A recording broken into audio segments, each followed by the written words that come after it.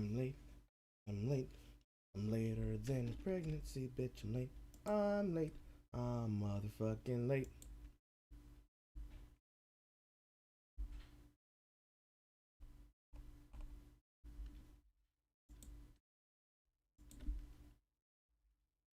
Hello.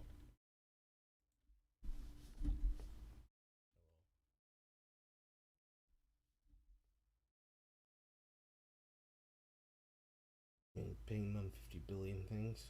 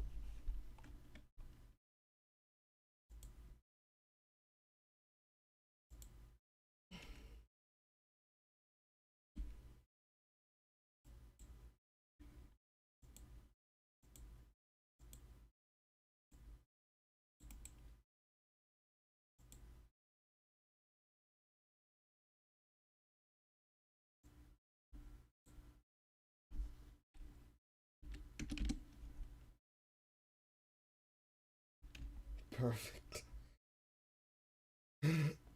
Not perfect timing. I am late by a whole 37 minutes. Nothing's finished. The room is a mess.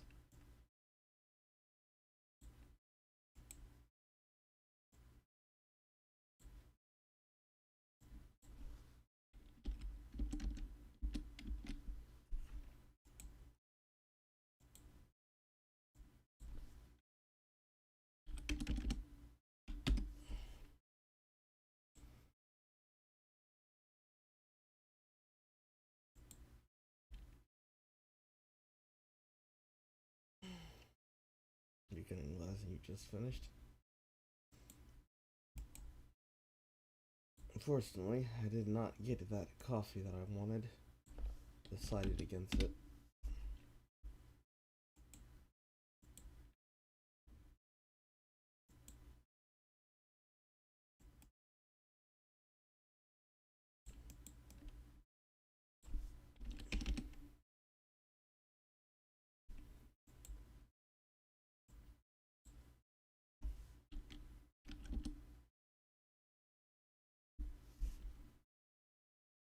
Finally hit one of these.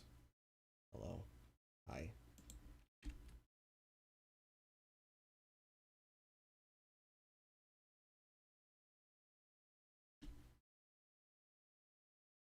I'm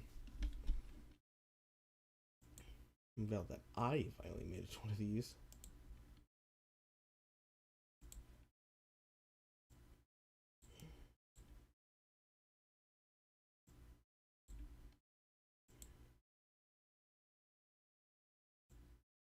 Use some cringe to make yourself less pissed. What happened, buddy? Buddy, what happened?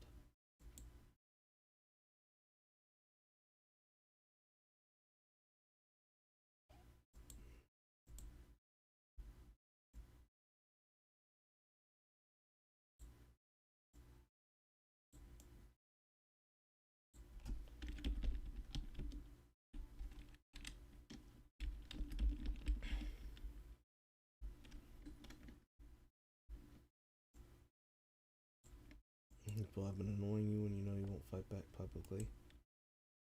Interesting.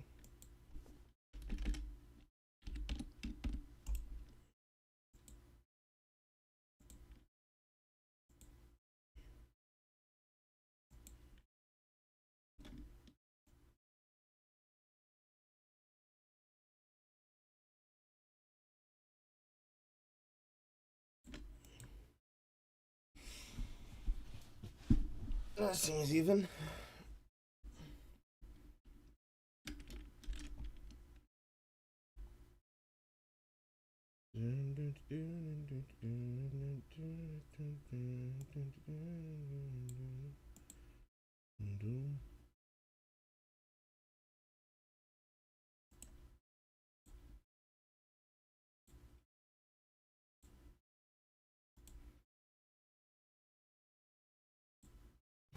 Yeah.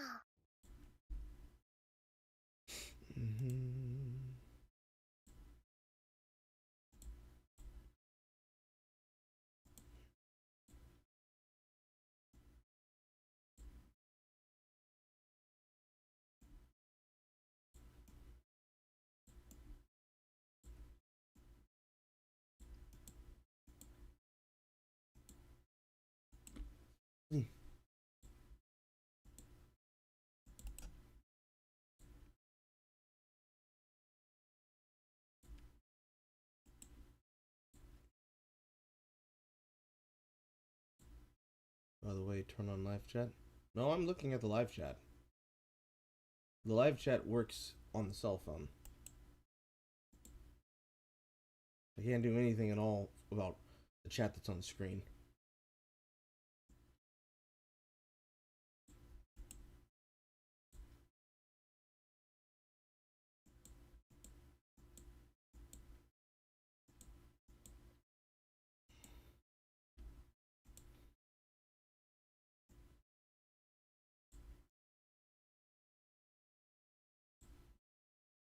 My light just flicker.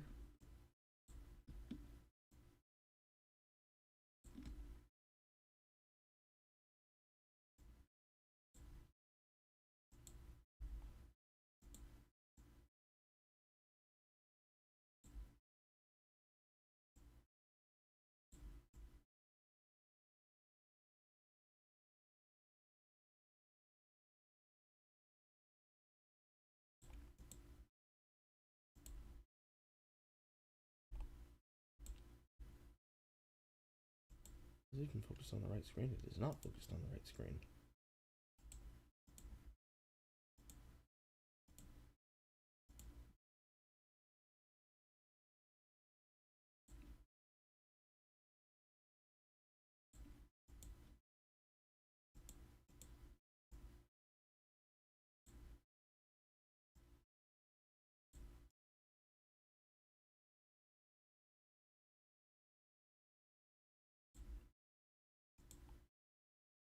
Is it nice and centered?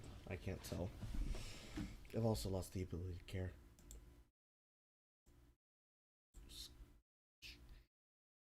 Does that seem centered to you, chat? Can you see that? You see everything.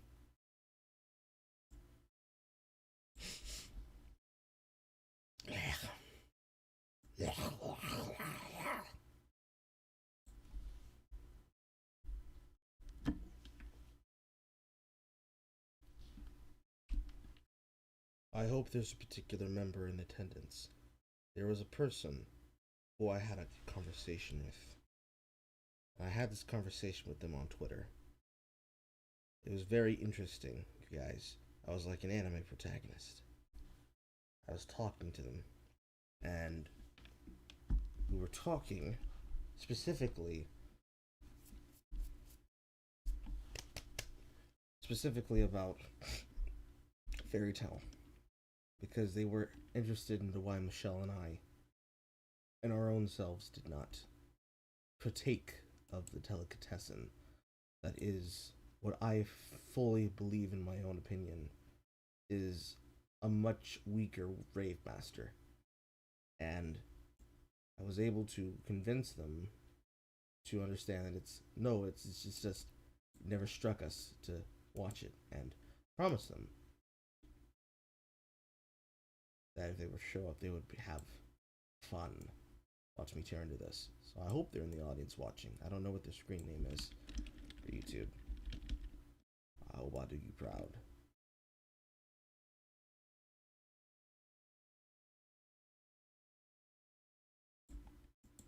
Okay, that's much centered.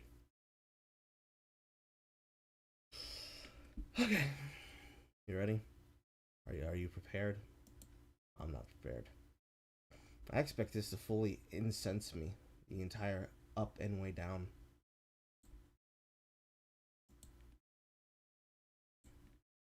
second. I need to do one more thing. And that is tweet this out.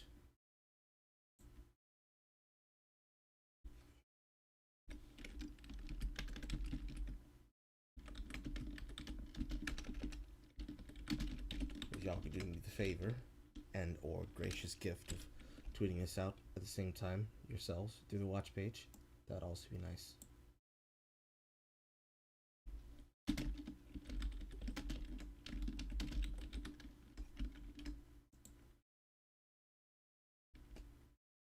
Okay, that's done.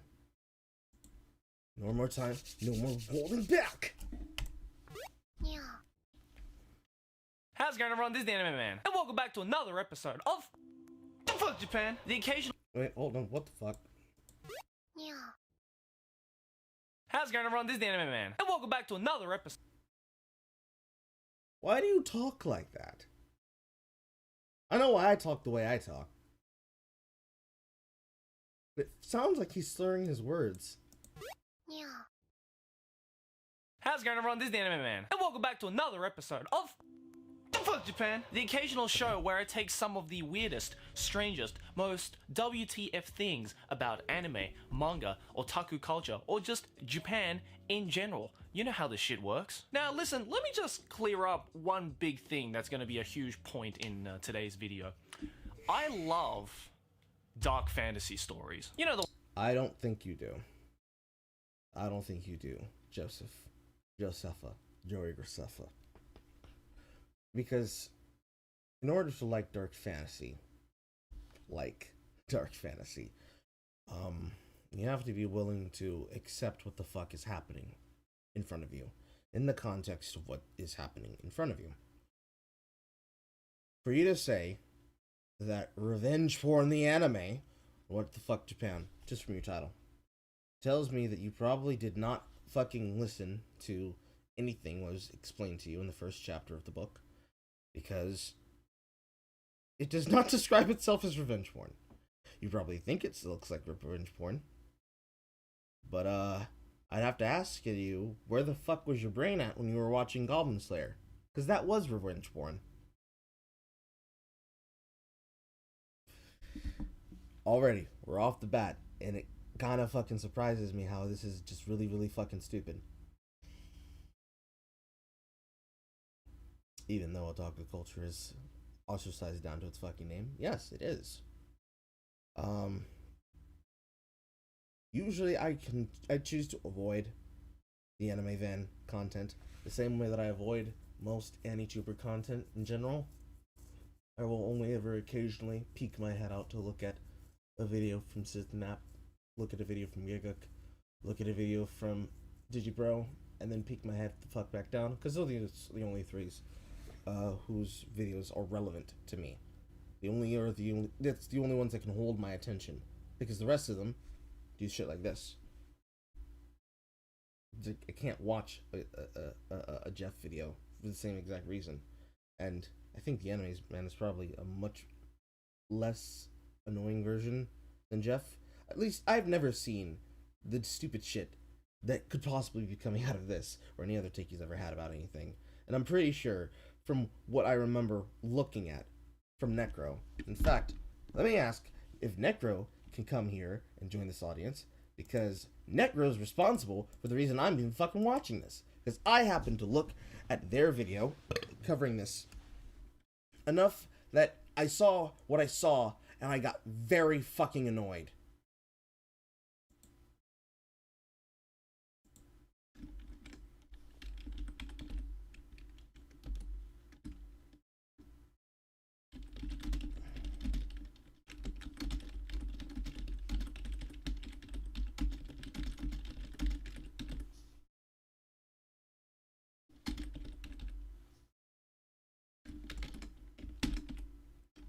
Unhappy face. I'm unhappy. There you go. Because, like, there's so much wrong. There's so many red flags. Jumped again. And it's just... We're only 20 seconds in. We're only 27 seconds in. The ones I'm talking about, right? Berserk, Claymore, Shinsekai Yori. Fuck it, throw in a little bit of Blood Plus in there for shits and giggles. He mentions Berserk by name, and he also mentions Claymore by name. So let's watch how quickly he just annoys this. Also, what the fuck is wrong with your eye? And there you have a pretty good collection of some raw and gritty yet super encapsulating stories of swords, magic, and everything else edgy. But here's one thing Everything else edgy. about Dark Fantasy. Somebody run a counter. Somebody run a counter on how many times he says edgy. Hold on.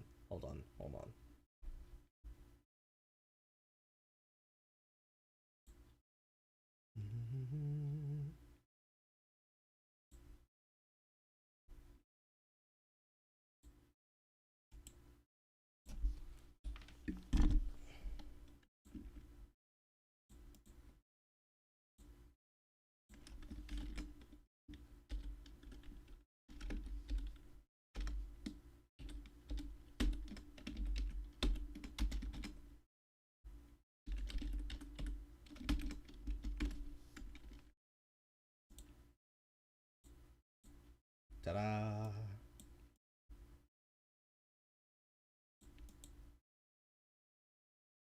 I feel like that counter's gonna be above 9 before the end of this. Fantasy that I particularly enjoy.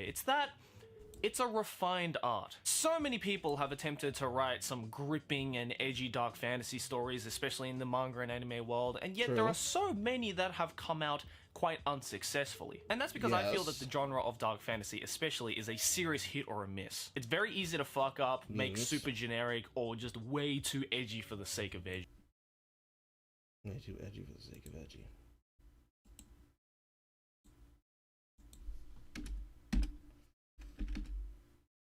Already off to a bad start.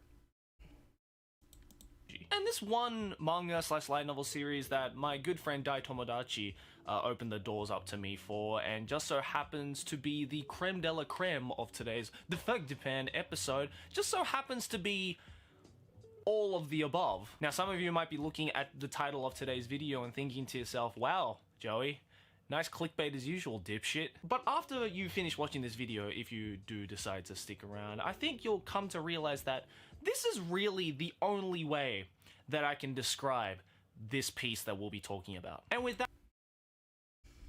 Kaifuku? Wait, title. Because this title is actually very hard to pronounce sometimes when you're not thinking about it. Kaifuku Jutsushi no Yarinaoshi, Redo of a Healer, is a dark fantasy anime that itself originates as a light novel. That is the story of a healer in a world that he was born into, that toils and suffers for 4 long years as a mentally handicapped drug addict, strung out of his mind, pushed and broken to his limits, as a slave to the hero party, who is only capable of reclaiming his sanity once he gains access to an immunity that makes the drug that they use to sling his ass out null and void.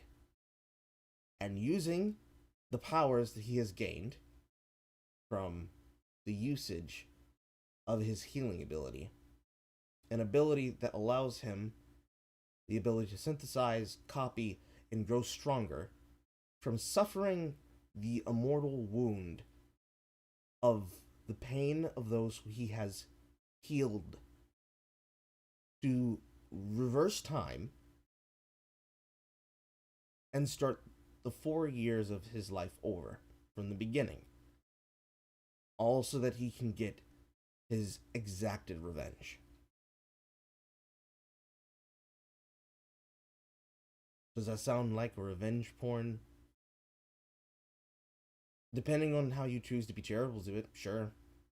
But there's nothing explicitly edgy about that. It's no more edgy than the story of a man whose girlfriend is taken from him before his very eyes by a man he trusted, and that man then sends him into a state of toil and anger and outrage and revenge. It's no different than the story of a family bloodline toiling and suffering throughout the years because of the actions that were started way back when in the Victorian era that have now brought themselves to the current year. It's no different than a story about a hero in a Portal anime who finds himself sucked into a world from the summoning of a magical book, and he is embroiled into the political intrigue and chaos that comes from being set up by the kingdom's cult-like church to exorcise him and extradite him and isolate him in the culture and treat him like a devil who's done nothing wrong except exist, by the hope that he had nothing but the wrong weapon. Or the story of a man in an actual revenge porn who watched his sister get defiled and murdered by a chaotic race of foul creatures that send this man on a broken edge for years and years and years on end, until he eats, sleeps, breathes, and murders nothing but that chaotic race, naming himself after the title of Slayer of Goblins. Or the world of a hero, not the actual hero of a story, but the Demon King, escaping to the real world after opening a portal to another one, and ending up trapped on the other side, living a weird mixture of slice of life and political intrigue and interesting slapstick while working as an employee for a McDonald's knockoff. All of the things I just described are all ways to describe some things that could be seen as weird and edgy. And yet, I did not sound so discharitable as to write them off and say that's the only way I could describe them. I could describe them in billions of different ways, because I have full command of the English language. At the end of the day, what you just said was an oopsie. That what you said was not true. That was inaccurate. That was a bad take. Because if you wanted to be discharitable and drum it down to revenge porn the anime, you could do that the exact same way people did about Goblin Slayer. The exact same way people did about Legend of the Rising of the Shield Hero. You could do that with a lot of anime in general, actually, because accurately speaking, JoJo's Bizarre Adventure is about a revenge porn fantasy against a man who wronged a family. My Boss, the Demon Lord, 100% is a show about a demon lord who puts aside his inculate rage to work in the human world and learn how human world works while trying to get back to the other one. Rising the Shield Hero could be considered a revenge porn fantasy because everything that spurns this man on is his burning revenge when he gets fucked over by mine and the Three Heroes Church. Berserk is probably the best case example that you could actually use as revenge porn fantasy, because most people don't have the context of it until after Griffin has done everything he's done, and then we're just left with Guts doing his thing. There are billions upon billions upon billions of different ways in so many different animes that could be described as revenge porn. Some fairly and some not fairly. I don't think it's charitable to claim that Kaifuku is one because you think it is, because you didn't either appreciate it or you don't like it, or the real reason, which is the reason most of them do.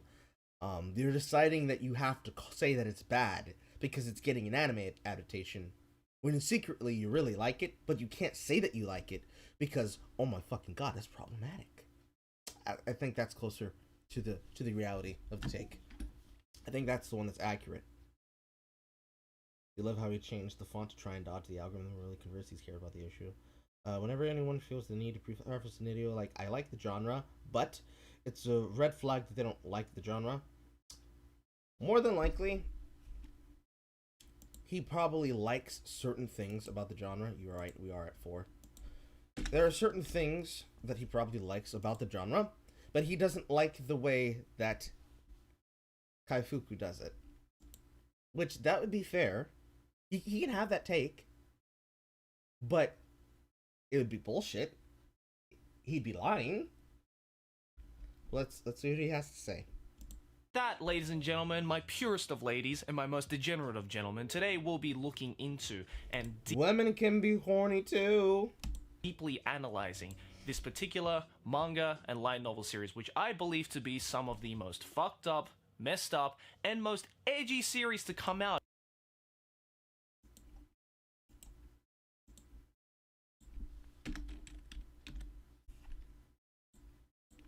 in the 21st century. And that series is simply titled Redo of a Healer. The story is set in a world of heroes and demons, as our main protagonist, Kiaru, is summoned by the heroes of time to partake.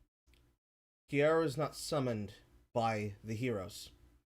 Kiaru is born into a village, and he is awakened to his powers and chosen and selected on the day of his awakening by said character here. I can't remember the character's name. I probably will not be able to remember anybody's name in general. He is born in a village. He is chosen. He goes onto the carriage. And the exact moment that they identify that he is the designation healer, they lose all respect for him.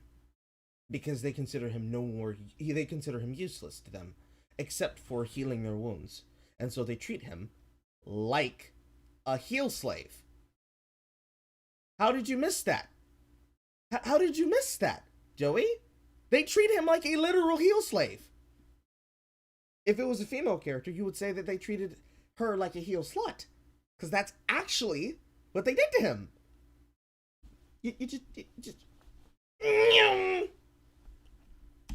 Take in their party to destroy the evil demon lord and reclaim the land once and for all. After analyzing Kiaru's powers, the heroes discover that he falls under the healer class, a backup class centered around healing the wounds of its party members. But the world isn't all daisies and rainbows for Kiaru, as he is tortured, beat up, and manipulated to do everything that his party members force him to do. If they need healing, they'll whip, beat, and fuck it out of him.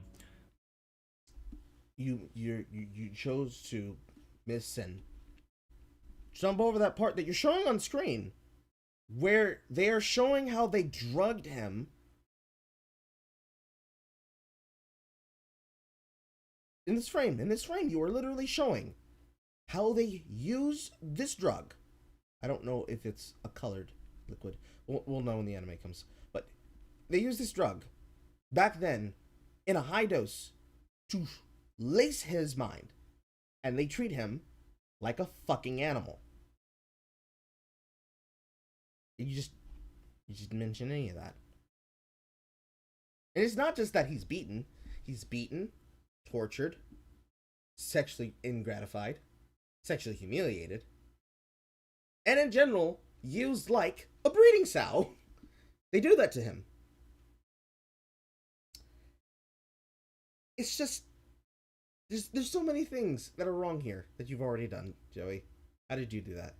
How did you succeed in that? How did you succeed in misrepresenting it from the beginning, despite putting the panels on screen? How? How? Fucking how, champion? How did you do that?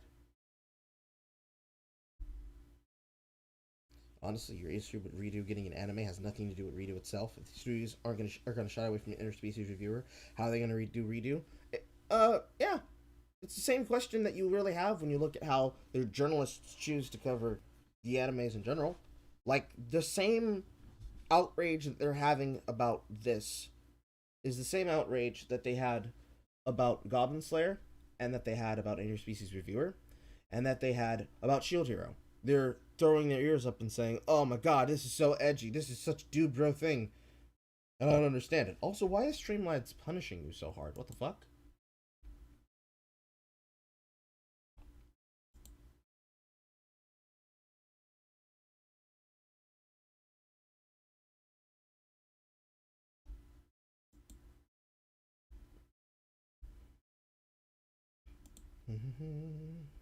A lot of people contacting me by name.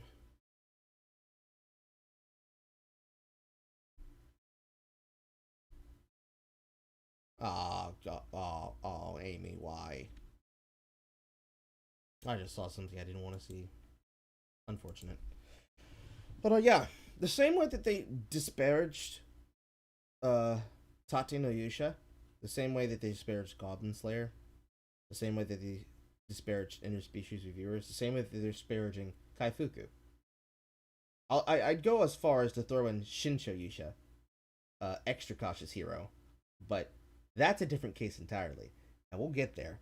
But all of those same disparagements that I just named for all five of those animes could also apply to Berserk, and I have a feeling that he's gonna say some takes that are also gonna reveal how he doesn't actually like specifically this anime in general, but also other anime like Berserk, despite naming it directly. I don't know. We'll get into it. Literally. However, one day, Kiara realizes that his healing powers may not just be used to tend to wounds, but rather, with some tweaking, could possibly be the strongest class of them all. And that's not how that happens. What happens is he gains his resistance to the drug, and he gets his sanity back, and he bides his time until the entirety of the enemy of his ally party. Did you just see that, or was it a Femboy member? Keep in mind, I just got up from a nap like a few minutes ago, so I didn't look through the Discord. It's not important right now.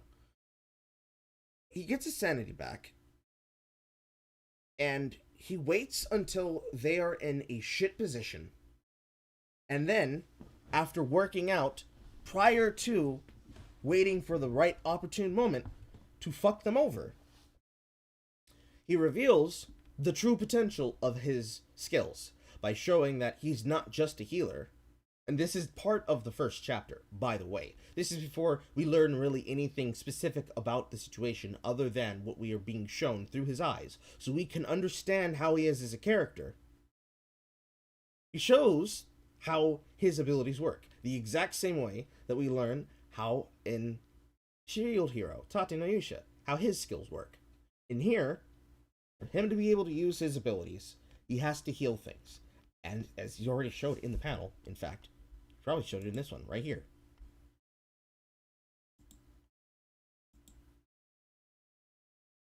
He learns instinctively that the heal spell can only really be used with what they claim in the panel is a full understanding of the target's abilities. Which actually translates to, and you see it later in the chapters, in order to really use the heal spell, you have to feel the pain of the target that you're healing. So if you lose your arm, in order to restore their arm, he has to feel the pain that was caused by the severing of that arm. And in return, he gains the skill that target would have had in relation to the injury. So, he heals the arm of a person who is an expert sword fighter, and he then gets the ability to have expert sword fighting. But it requires him to tolerate the agony of that injury. Now, clearly, if he's strung out of his mind on drugs, that would be enough, on top of the drugs, to throw this man into insanity. And that is exactly what happens. But, alright, Joey. Okay, Joey. Let's let you tell it. The strongest class of them all, and that he hasn't been able to use them to the fullest extent due to his quote-unquote loyal party members depriving him of everything in his life, thus treating him like a heal slave. His now awoken true healing powers. Kiara decides to heal the world, causing time to turn back a whole 4 years before he joined the party so that he can redo everything again. But this time, Kiara has a taste for revenge, and now it's his turn to seek out his past party members and pay back for everything that they did to him in his past life. Now, as you can see, that synopsis made no goddamn sense. And no, it made perfect sense. He was tortured, he was beaten, he was sexually abused, and he was pushed to its limits of sanity.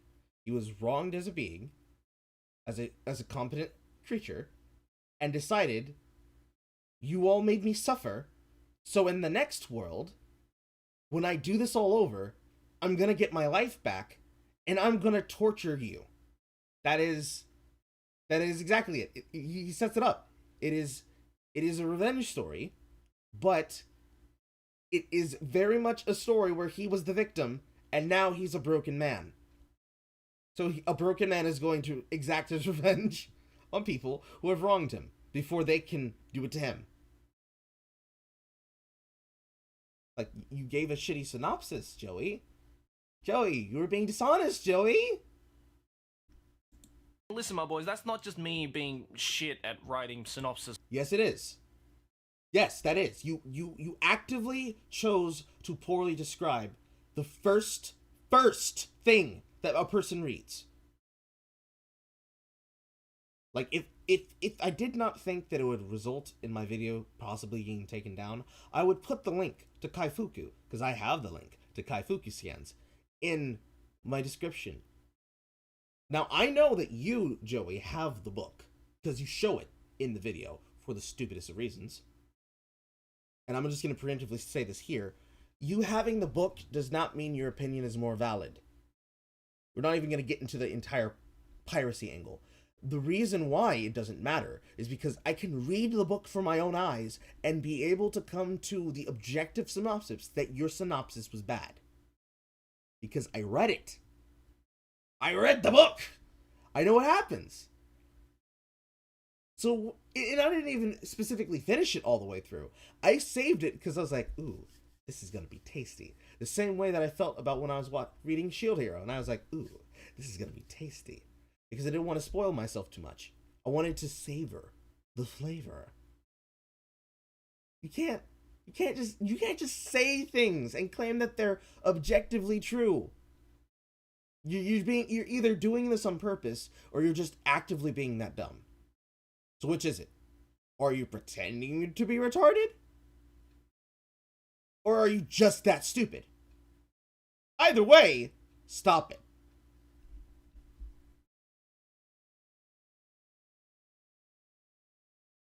Put him in Discord? I don't know what you're talking about, Mariner. You mean the links? Yes. Of course I can give those to people on demand. ¿Por qué nos los dos? Good question. Good question.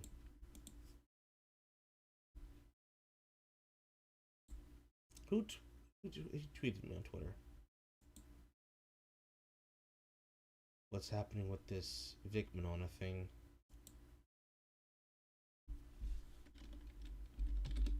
I don't know.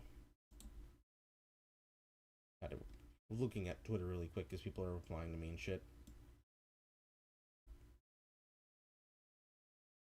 Necro can't. He's halfway across the country. Oh no! Oh no!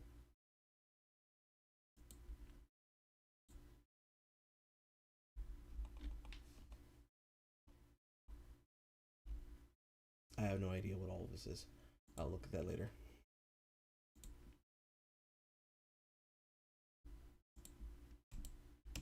For stories, okay? Like, it's just genuinely a illogical and completely absurd story. First of all, these healing powers that our main protagonist Kiara supposedly has, it's not healing powers at all. You've all been lied to, because they are healing powers. Okay, alright. Hold on. Give me a second. So I'm just gonna... Give me a second. One. Uno momento, por favor.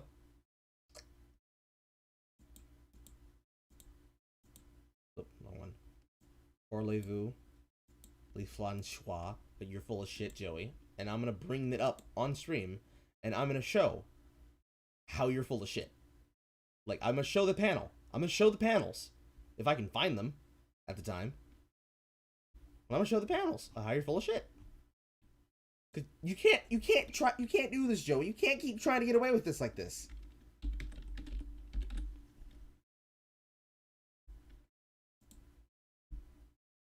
I'm on chapter 21.1, in case anybody was wondering. Bye.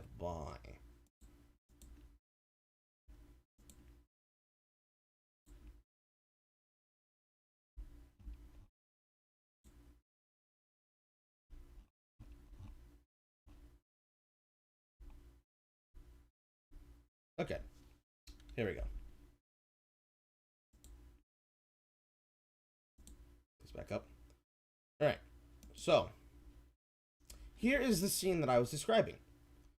This is a scene after which we witness a character having the hottest of sex with somebody right here. We witness the first demonstration of Kiaro's actual abilities. And we see here, I hope you can see this. And we see here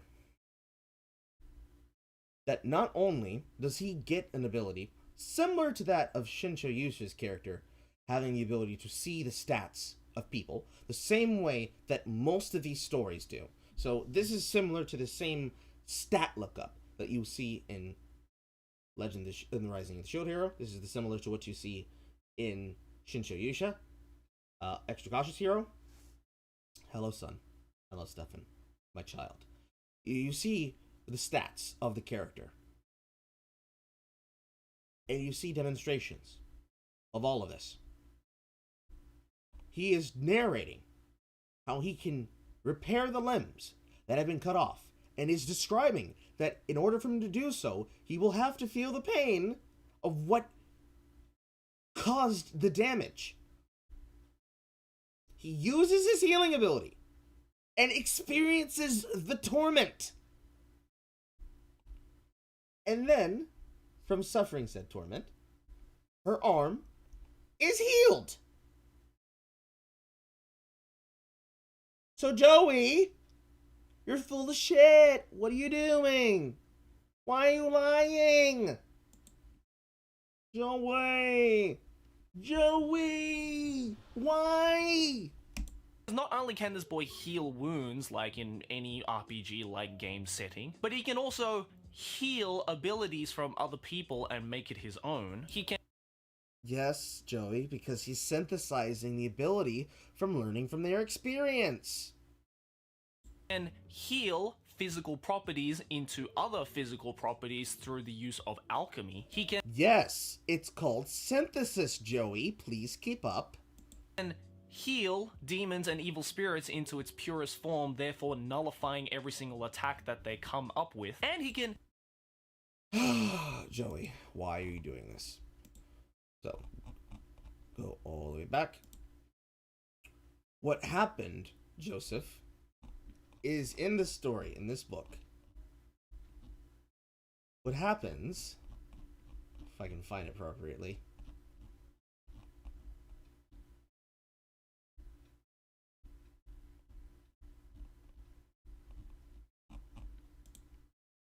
what happens is Kiaro comes up with a way to corrupt the essence of a being and break it down and cause it to render null and void. Even back here, start up. It is now 3:20. Even here, it demonstrates and explains how they drug him. He regains his senses. He charges at the demons. He uses, by name, Simulation Heal to get these skills and abilities. And using Recover Heal can turn them back to the original state. And with the state changing, to use Upgrade Heal on himself to change it to a desired state. He attacks the demons. He then uses the power to then, by word, corrupt them. To basically render them to death by touch. That is what he does. He does this in the first 2 panels.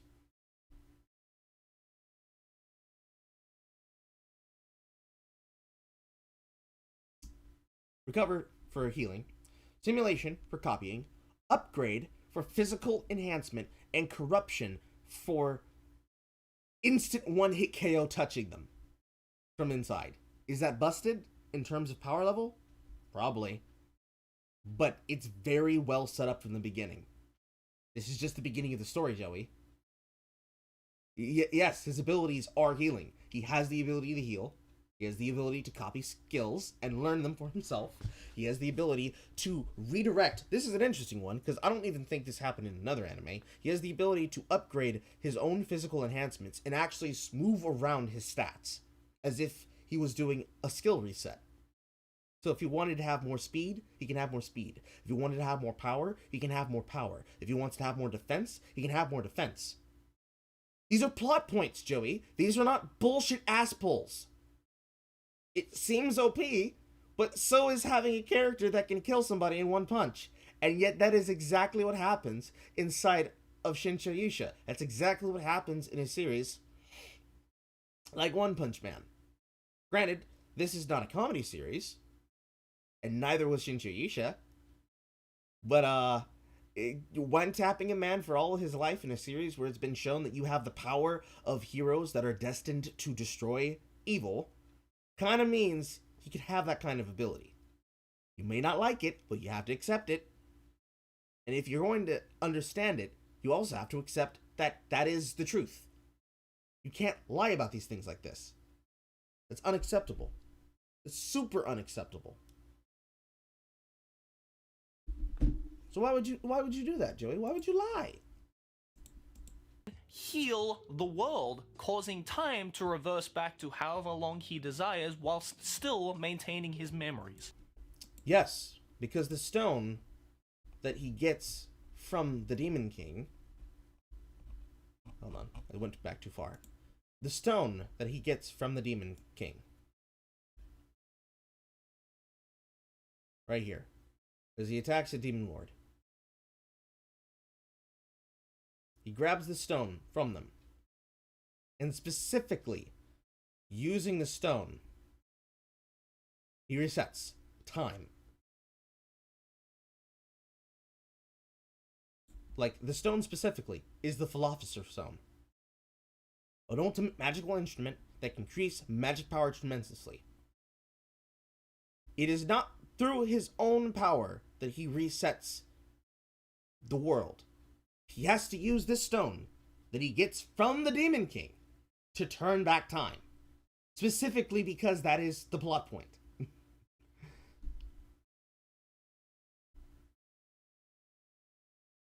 Now, the characters explain here in context.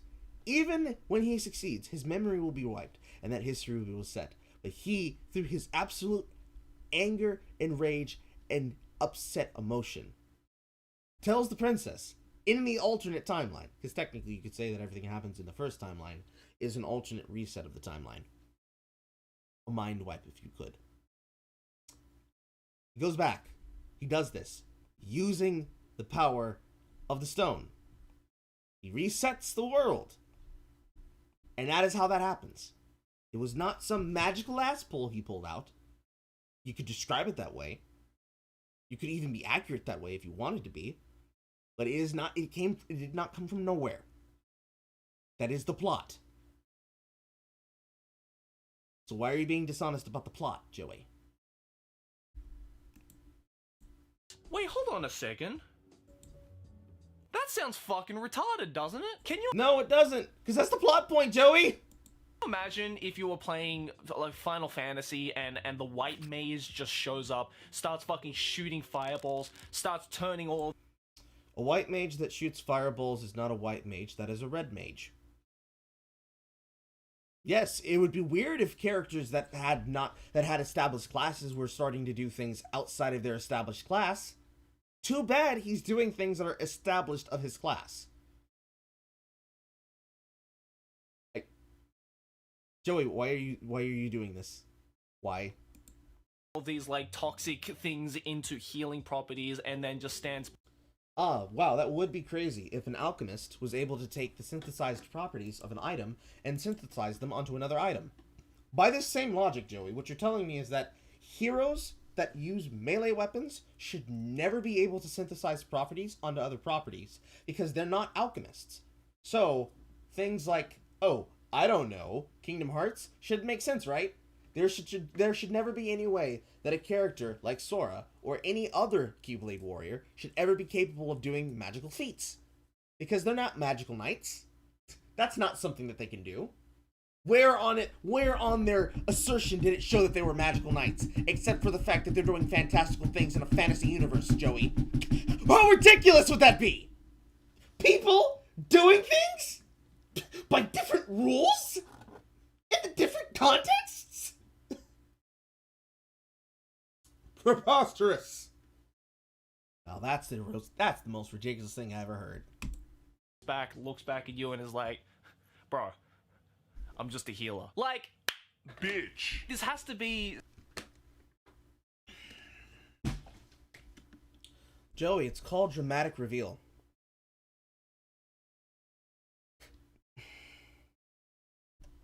Some of the most ridiculous plot convenience that I've ever seen in any manga or light novel. Almost as plot convenient as the main character of the story having a demon sealed within them because their parents sacrificed their lives to put that demon away and to save everyone else. As plot convenient as a story about a hero who just happens to find himself in a demilitarized zone on his way to school and ends up receiving the power of ultimate suggestion. As plot convenient as a character who dies and is reborn and gets the power of key release, and through the power of key release, trains to become a martial artist, who also happens to have a demon form. As plot convenient, you see what I'm doing here. Yes? You can say anything is an easy plot convenience if you choose to be a dishonest shitheel. You're being a dishonest shitheel. On purpose. I know you're doing it to be quirky, but you're also wrong. But continue. This is beyond plot convenience at this point. It's just illogical. There's zero logic to any of this.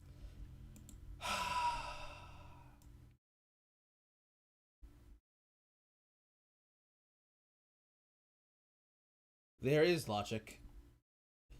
Recovering for healing, simulation for copying abilities, upgrade for heal and physical enhancement, and corruption for destroying the enemies from the inside.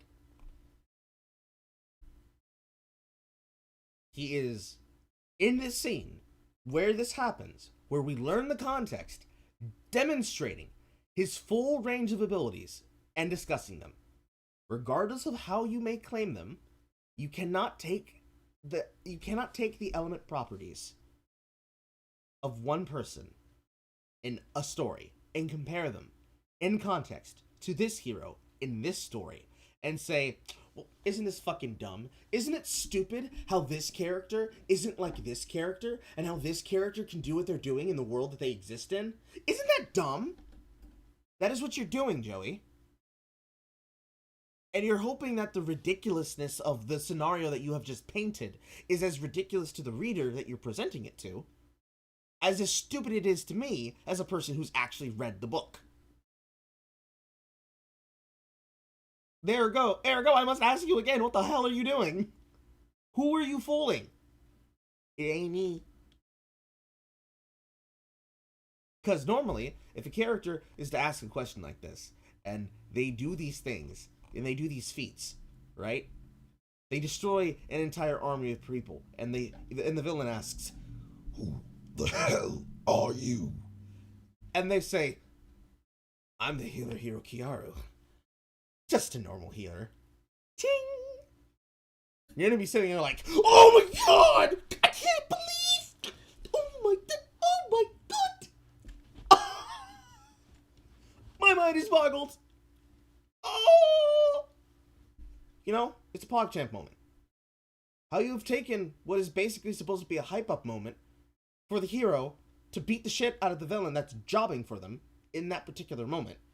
Again, far beyond me, but alright. But okay. Okay. And mind you, this is a fantasy story at its core, so suffice it to say that logic doesn't really play an important role in these kinds of stories, considering that they're usually set in unrealistic settings. And yet this shit just sticks out Also, there's like a lot of dog's balls because they just Hold on. lay all of this information on you like a dumpster truck and then... No, they don't. 1 second. Some messages are not coming up in the chat for some reason. I don't know why. Accelerator from Raildex is OP as shit and nobody has a problem with him. In fact, he's a fan favorite. Cough, cough, every shonen anime ever. What is going on with my live chat and why is it not showing that? Okay, now it is. Great application you have, YouTube. Great. Wonderful. Loving it.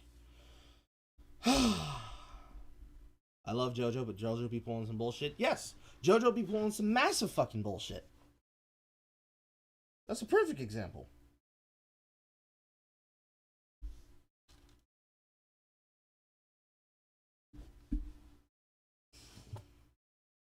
I'm convinced he didn't actually read it. He just skimmed it. Possibly. That is possible. You understand your hatred? Just a passing through Kamen Rider? Yes. Yes, Mariner. Decade is probably the best example of a hero whose powers really go not explained throughout his entire series. It just, you know, he just does it. He just can, because he does. That's the thing that happened. That is a thing that happened in that series. Just like a thing that happened in a lot of series. It's probably one of the most well-known anime tropes that a lot of people don't understand. This happens in video games too. Like, I think it's level 2 or level 1 of Corneria, when Star Fox defeats either the original intended boss or the secret waterfall route boss of Star Fox 64. When the villain asks, "Who are you guys? We're Star Fox," and he says, "Andros will have you destroyed." That is the exact same thing that happened there. So, my prince, my lord, my liege, darling, what the fuck are you on about, Joey? Try and drive away before you realize that they've just left all this trash here. Oh, and by the way... Also, I need to go back, because I didn't see what he said before, so I had to look at the chat. Let's have that on a drive-by, again. That's the kind of corny shit I crave. Me too, bro, me too. Just sticks out like dog's balls. Kinds of stories, considering that they're usually set in unrealistic settings. And yet this shit just sticks out. One more time, Joey.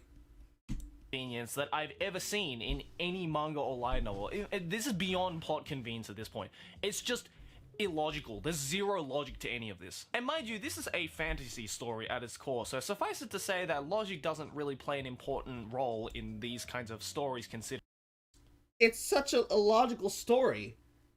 But it is a fantasy series. Logic really kind of doesn't apply in these stories. So why did you say it? On top of the fact of what you said is a lie, why did you say it if it doesn't apply? Did you make an oopsie, Joey? Considering that they're usually set in unrealistic settings. And yet this shit just sticks out like dog's balls because they just lay all of this information on you like a dumpster truck and then try and drive away before you realize that they've just left all this trash here. Oh, and by No, they didn't. Why are you lying? the way, did I mention that all of what I just said happens in the first chapter? Yes. Yes, Joey. That is how stories work. Stories will explain an example of what happens in them when you are reading the book. That is something that happens. The same way that if I open up a book like The Abundance of Catherines, I hope to understand between what was on the front of the cover of the book and what is on the excerpt of the back of the book, what I hope to see in the book. And if I read An Abundance of Catherines and I learn that it's about a person who went on a game show, got a lot of money, and then used that money to try to research his personal love quest theory about why he keeps running into an abundance of women named Catherine, I would hope that that would happen in the first fucking chapter. And not in the middle of the book. Or the end of the book. if I read a book or a franchise series like Peeps or The Midnight Hour or Artemis Fowl or Harry Potter or Wizards and Witches or Maximum Ride or one of my personal favorites, Uglies, I would hope that when I read the first few chapters of a book, I will understand what the hell is going on. Like, the first parts of the book will set up the story of what will happen inside of it. Nah, Joey, nah. You're telling me at the beginning of Kingdom Hearts that the entire tutorial section was not integral to understanding how to play the game that I was getting into? No! You're saying the entirety of Destiny Island was a straight-up tutorial? No! Setting up the story and shit? Before I get dumped proper into Traverse Town? Can't believe it. No, Joey. No, I refuse. Chigayo. Gaga go to wild. I believe. I refuse to believe. You pick me, bitch. Why? Why do you do this, Joey? Why? This is gonna be a long video. So after he... That's not long. But it's gonna feel like it's long. heals the world and basically... Heals the world.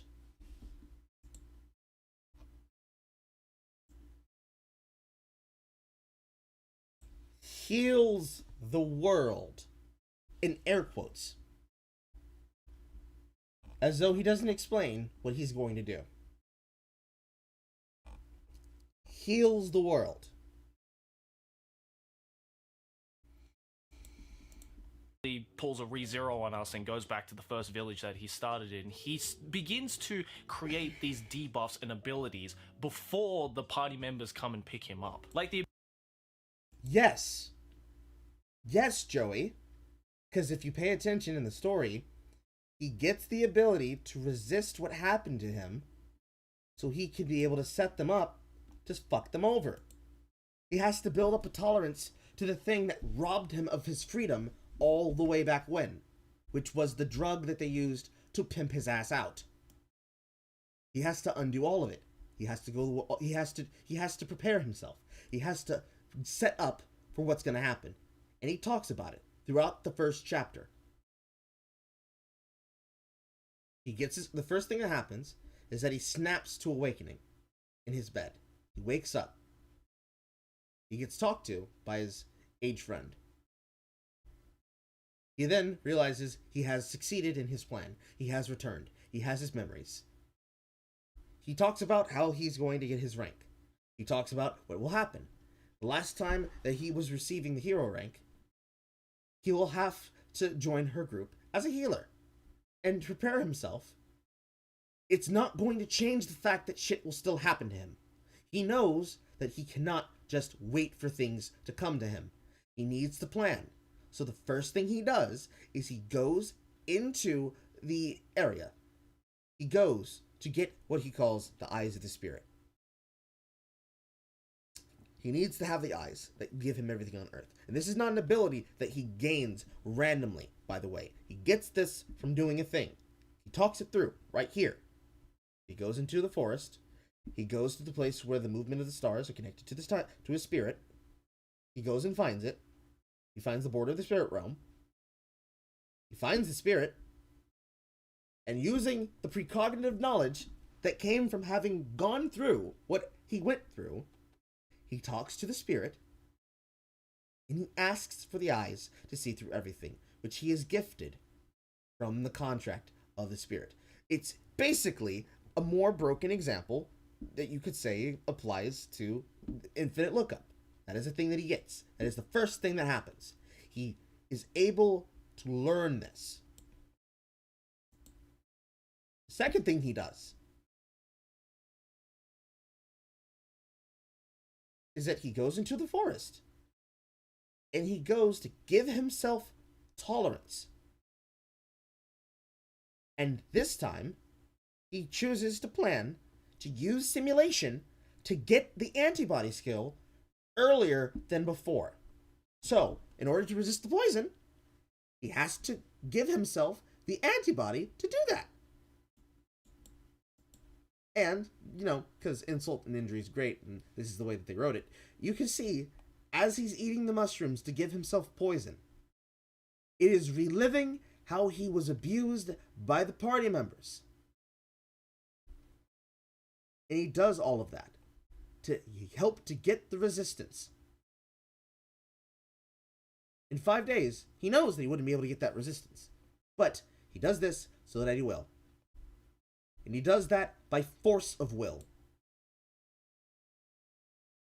This is the first technically 3-ish, but 3.5 pages. And on the very next one after that, it talks about other things that need to be explained. Like how experience gets capped when there's multiple heroes in a party. Or how there are only 10 heroes in the world with 4 primary abilities. And that with enhancement, he can be able to utilize his very good hyper heal skills. He talks about the level cap breaking. He talks about double experience, party experience up.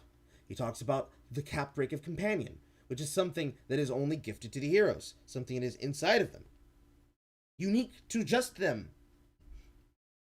All of this is discussed within, technically, the first chapter, the second chapter, and the third chapter. So, Joey, where the fuck are you getting your bullshit from? Where? Where is it?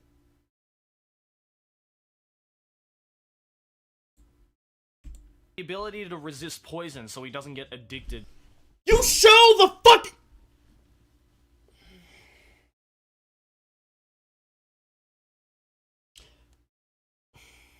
You show the panel in question where he gets the ability and say he pulls it from nowhere. You didn't even show how he got the first ability he used. So you skipped over that entirely. And I bet you're going to claim that that's an Aspel tool. I'm going to bet you're going to claim that's an Aspel too. I bet you. I bet you. Why do you lie, Joey? Why? To whatever drugs they gave him in his previous life. And gaining an all-seeing eye that allows him to see the enemy's stats and buffs that he randomly picks up from a fairy in the middle of the forest. He did not randomly pick it. He did not randomly pick it up. Joey, he specifically says the first thing he wants to have is the ability to see everyone's stats. Because he needs to use it, because it's going to be integral to his game plan.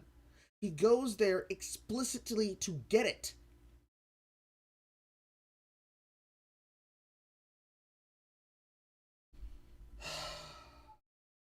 You think he doesn't understand the story? Oh no, he understands what he's doing. I have no doubt in my mind. Because if he's looking at these pages and he's referencing these things, that means he looked at them. That means he looked at them and he knows that the context that they're being used in. He's just choosing to dishonestly present them. The way he frames his argument doesn't make sense based on the information that he's given.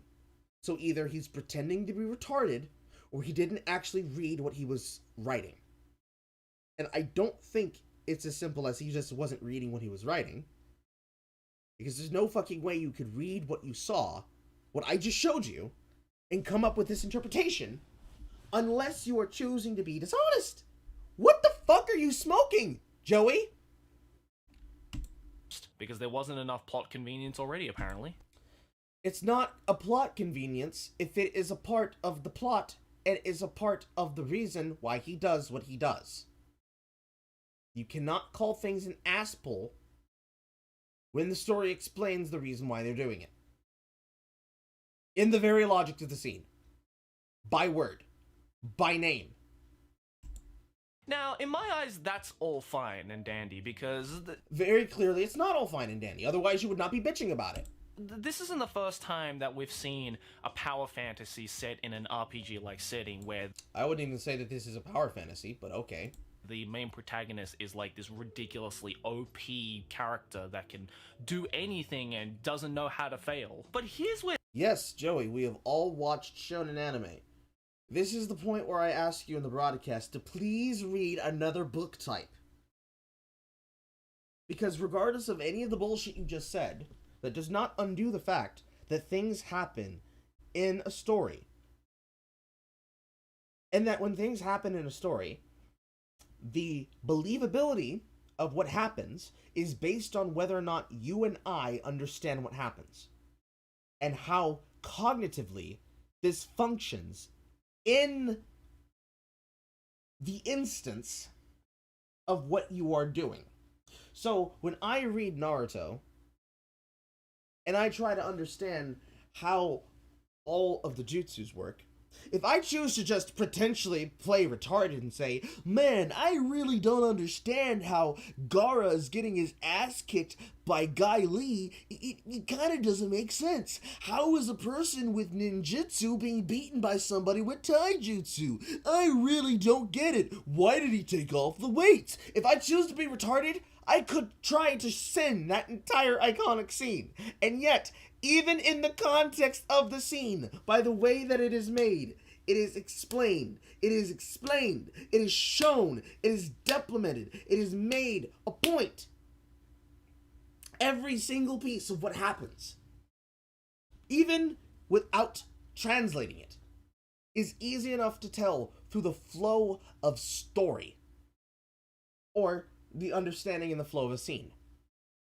Also, yeah, that's a very interesting question, Garbett. Why is he using Shield Hero as an example of a story of heroes that never fail? There are plenty of examples of when the hero fails. There are times where plans that... there are times when plans that the hero of Shield Hero makes. I can't remember the main character's name right now. Yeah, I can't remember that main character's name right now. There are times inside of Shield Hero where the Shield Hero failed to do something, either because it was a failure of what he didn't have and didn't know, or from a lack of planning, or from situations changing on the fly, or from not being able to do things in a particular manner because of the existence of time. There are plenty of things that go awry and do not go as planned, or do not go according to Keikaku for the hero in that story. But he learns to deal with it because he knows how to think on his feet. Even in situations where he loses, he wins. Naofumi, yes. Even when Naofumi loses, he wins. Because every single time he ends up failing is actually a moment of growth that highlights another character's strength. Which is the point of his character party. Everybody's important. Everybody contributes. Everyone is valuable. And it is all of those faults being made up by everybody's strengths that cover their weaknesses. Because he's a hero with perfect defense, but he doesn't have perfect offense. That's the entire reason he has to have Raphtalia as the rapier hero. Because without her, he can't fight and he can't get stronger. And it's from building up Raphtalia and giving her the opportunity. And when he first has Raphtalia, and Raphtalia uses that dingy ass fucking knife to kill the Cerberus creature, that is a moment where he says, no, I will sacrifice myself to save this girl. And it is from that moment that we see, he could have actually died there, but he didn't. Not because of a plot contrivance, but because he treated Raphtalia so well that she didn't abandon him. It's because one could have said that he was being a dick. Depending on how you choose to feel about slaves. That's another thing that actually happens in this series. You could say that both of them are dickish for even using slaves, but that's beside the point of what I'm getting to here, Joey. The point is, he's not immune, he's not invincible, and neither is this character. You just saw how he was demonstrated as broken. And are you telling me, Joey, that if you had the power of precognition, that everything to you, in your opinion, would appear to be an ass pull? Yes, I imagine how that would be fucked up, right? I have the ability to see into the future. And in the future, 30 seconds from now, somebody plans on coming into this room and punching me in the face.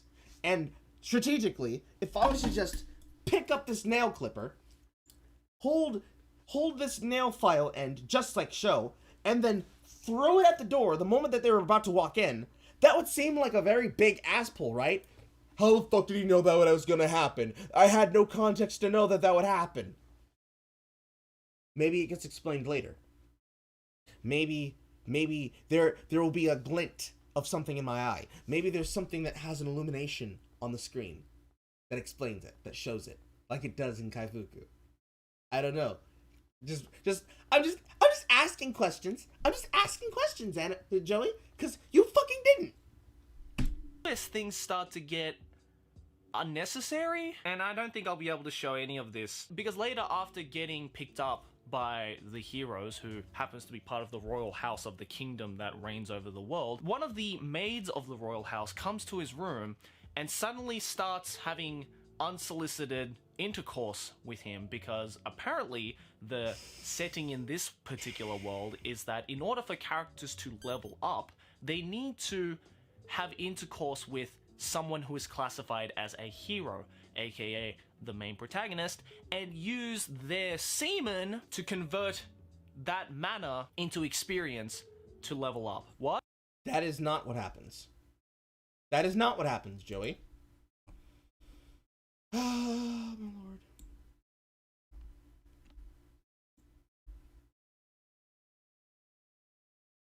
I'm just gonna go to the scene, because if you're gonna keep doing this, I can just keep doing this all day.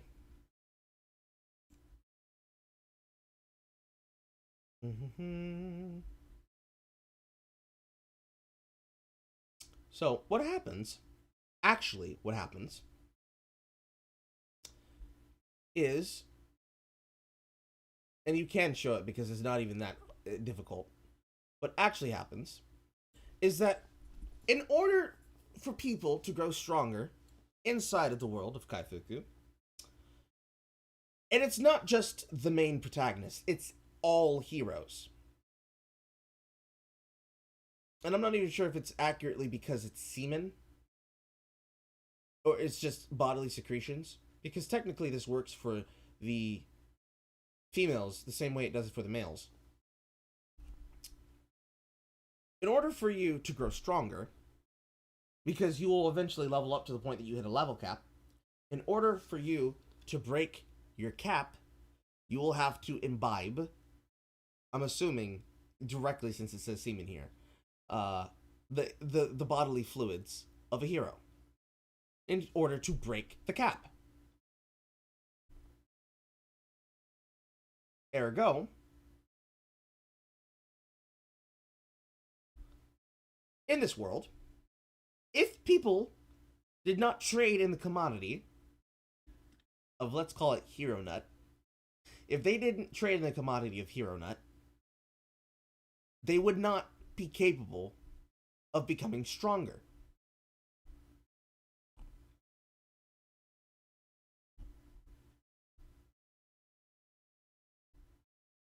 Just like how, in this scene, he shows that he's being manipulated and used by the woman. I don't even think they ever named this character in this scene. They just demonstrated this has happened.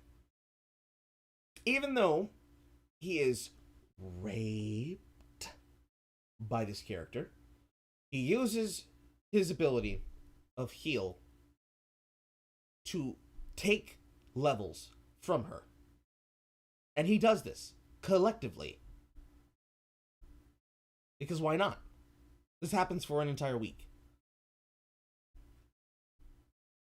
So, what you just said, Joey, is provably a lie.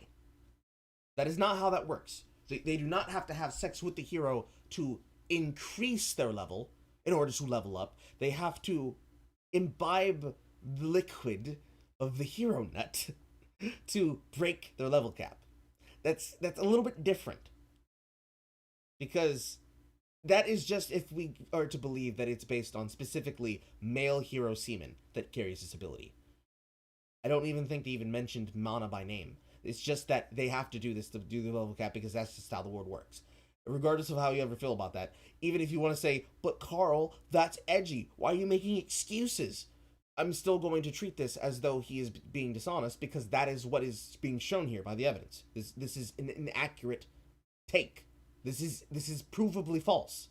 So, understanding that it's provably false, I'm going to advance on that logic point as that, because that does not make sense. Why would you lie about that when it is in the book? It is explained why the character is doing what she's doing. I think you chose to say that for a gotcha, Joey. I think you're full of shit, and you chose to say that for a gotcha. You smarmy picking bitch. Why? Why would you do that, Joey? Why would you go onto the internet and lie? It's not edgy, it's hentai rules. It is. That is hentai rules. You could, basically, Kaifuku is itself a hentai. It's just not showing graphic details. What? This sounds like the plot to a hentai. Wow, I was just thinking the same thing, fellow viewer. It also doesn't help that the original light novel illustrations are done by Shiokombu, who happens to be a seasoned veteran in the doujinshi and hentai world. And oh, here we... Please say it. Do it. I fucking dare you. Please say the following. Please say, even though it's drawn by a professional and they draw really exquisite hentai, this hentai just don't hit different. Say it. Fucking say it.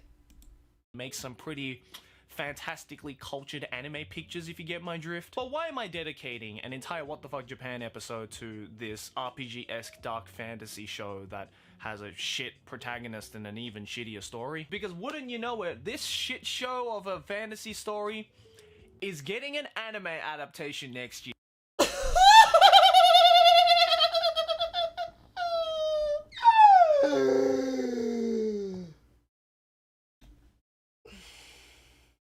He did it.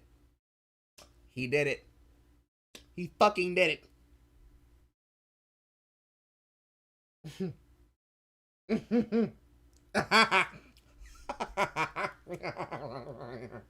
Alright, so fuck what the fuck he just said. Number one, just because the artist that is working on the book has done porn or ecchi anime or hentai or doujins, number one, that is not a negative against the series. It's common. In fact, I'm happy to know that, because that means every single frame of what I see here in this book, when I see shit like this, I know that that shit was drawn by a professional who understands what anatomy is. Look at the bounce of the breast as she supports her position on the inner thigh. Look as how Kiaru supports her weight with his left arm, right arm, with his right arm on the pillow in the frame from the side. See and appear how the breast squishes loftily against his chest. See here how it can be seen from the front and from the back. Witness how from the perfect angle you are capable of seeing the full cloven usage of the body. How the breast falls in the right light, the expression on the face, and how, even though this is lewd as shit, you never actually see the pelvis. All of this is only possible because we're dealing with a professional. The art being good is not detriment on the book. Number two, uno, deuce uno. And it's important because it's relevant. When people threw their fucking hands up at episode 1, at book 1, entry 1 of Goblin Slayer, as y'all probably remember, and if you didn't, in the first scene of Goblin Slayer, or technically in the first adventure of Goblin Slayer, Priestess joins a novice party full of hopefuls and people who had backstories and stories about them. This is actually extremely funny, especially considering that Neil Druckmann did what he did doing Last of Us 2. In this party, full of people that are hopefuls, that have backstories, that had lives before that adventure, before they poorly go stop a random goblin party, they learn how brutal it can be trying to fight goblins unprepared by walking into a nest and thinking that it was gonna be easy. And they get fucking destroyed. The warrior gets killed. The fighter gets raped. The sorceress gets killed and also defiled and raped. And if you were to read the light novel variation of that story, you would know that when the fighter is taken back to the church in town to recover from her trauma, she discovers that she has fallen pregnant with a goblin child, because that, in that world, for the chaotic creatures that goblins are, is how they reproduce. And she kills herself. She commits the epic gamer bro suicide, because she doesn't want to give birth to an evil spawn as that of a product of rape. That is something that happens in that story. And in that exact same context, if you choose to say, wow, this is a really shit story with a really shit plot, with a really shit protagonist, if you choose to interpret the story as the mad ravings of a man who is constantly screaming that he needs to rip and tear goblins, if you choose to interpret that story that way, you could make it sound like it's really bad. Except that it's not. That is what happens. That is one of the many things that is the motivation for why Goblin Slayer does what he does. It's the same reason that when the sorceress is being slowly killed from both the poison and the stabbings that she received and the beating that she received from the goblins, Goblin Slayer takes out a small knife, stabs her in the throat, and lets her die. Because that is a mercy. It is a merciful way to deal with what happens in that world, because it is intentionally brutal. It is intentionally dark. It is intentionally painful. You are meant to wince. So on 2 points alone, what you're saying is full of shit, Joey. But more importantly than that, you claim the story's shit and that the character's shit, despite having multiple times, at least 7 so far, provably gave false information to your audience. Because you chose to interpret what you said as one thing when it is very clearly another. And now you're going down the route of the book is bad because titty, and it's bad because titty because it's getting an adaptation.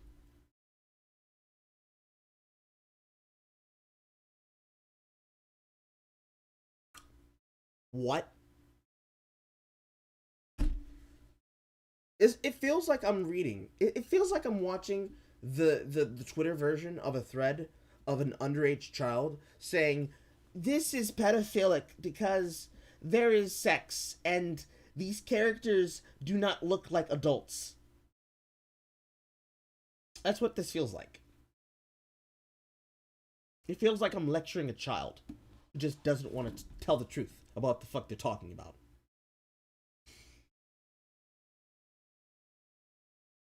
Horny Carl hours. I'm feeling the sex plot line either, but Joey might need just don't watch it. Carl, please give me good manga recommendations. I took a break and want to get back into it. Also, goblins poison their weapons by coating them in urine and fecal matter in order to cause sepsis. It ain't a fun fantasy world. Correct. As for suggestions, Stefan, for manga, Kaifuku, Shincho Yusha, Interspecies Reviewers, Tate no Yusha, Code Geass, if you haven't read it. Excel World can be fun if you're willing to put up with this kind of the kind of environment that is expected of a chosen one kind of plot line. Gun Gale. Gun Gale's good. The Gun Gale arc information with SAO.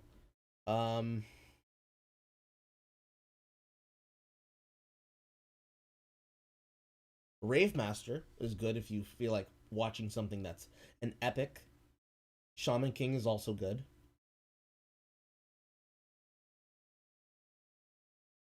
There's a couple of manga that come to mind that I can't remember the name of right now. Oh, it'll probably come to me, and I'll probably scream it out like a fucking idiot. But those are some good examples. But yeah, bullshit, Joey. Bullshit. I'm calling bullshit. Yeah. That's right, you heard me. Not a hentai, an anime. A television anime. Joey.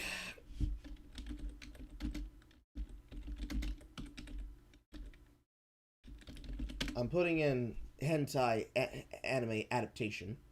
And I'm going to go to Mal right now. And I'm going to go down the list of animes that have been adapted that were hentai adaptations. Princess Lover, Green Green, Mezzoforte, Kite Liberator, Moonlight Lady. Those are a couple of examples. Fruits of Gristala, Radish Summer Vacation, School Days. I already said Fruits of Gristala. Bible Black. Although technically that didn't receive a proper proper censored variation, so you kind of got me on that one. But hentai directory, if I can even think, because there are plenty of ecchi anime that do this. Mansui Musume is probably another one. The entire Fate franchise.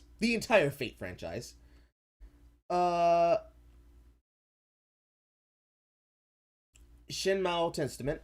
Yes. The Testament of Sister New Devil. That's another one. Valkyrie Drive. Yosuga no Sora. Princess Lover was already mentioned.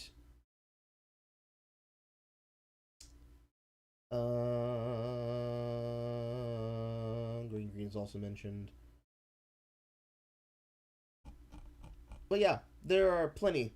If you wanted to spend your time and look it up, there are plenty of ample bosoms and ballsack that exist that you could find of just series that have been adapted from anime. In fact, I'm gonna make a tweet about this. I want y'all to retweet this. I'm gonna make this tweet right fucking now.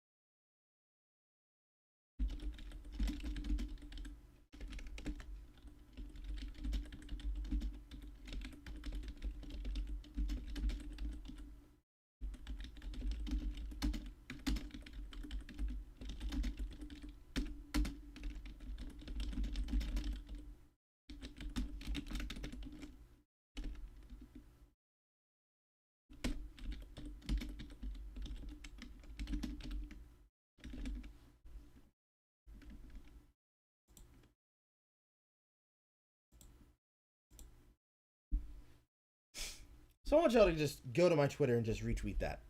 Just retweet that and come up with some extra ones while we're doing this. I want to see how many that we can find within the time period of however long it takes me to get to, let's say 11:06. I just want to ask one simple question. How the fuck? Not just in terms of how this got selected over the literal hundreds of manga and light novel series. Because it's popular, because it's interesting, because it's well drawn, because it's good, because that's what they chose to do. They looked at the sales of the H title and they looked at the sales of the adaptation and they said, wow, this is really making a lot of money. We should make an anime about this. And they said, zag it! Those are the reasons why it was picked, Joey. You know this better than anybody should. Especially everything that's ever been put onto, Oh! I just remembered. Food Wars. Food Wars is another one. Fucking Shokugeki no Soma. Food porn. But you know this yourself, Joey, because aren't you... Are you not sponsored by them? Are you not sponsored by Crunchyroll? Is that not a thing that you have? I know you have a mall, but pretty sure you're sponsored by them, if anything. But even if you weren't, you're supposedly living in Japan with Aki Dearest. Both of you. You work on a show. Don't you work on fucking Pop Team Epic? Is that not a thing that you do?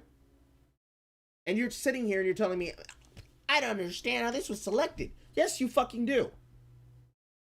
If you don't, why are you calling yourself the Anime Man and pretending that you don't understand how people work? Right? I remember when they first announced the Crunchyroll Awards during the runtime of Part 4. No, Part 3. No, Part 4. I remember when they were doing that for Diamond is Unbreakable.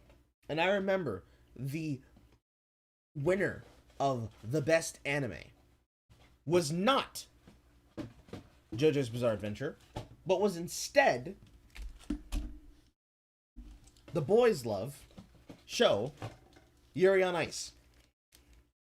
And I remember asking myself, I don't understand how people watching this season can pick a niche anime type as more deserving than this beautiful illustration of an 80s manga being brought to life in all of its clips and formats.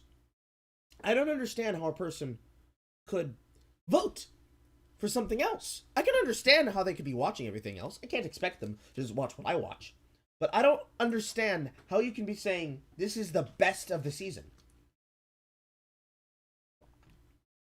And then I thought about it. And that's the reason why. Because more than likely, it was something that was voted for by people who were watching it, including people on the site. Because the people on Crunchyroll don't watch anything other than what's popular anime. So, applying my logic, by the same understanding,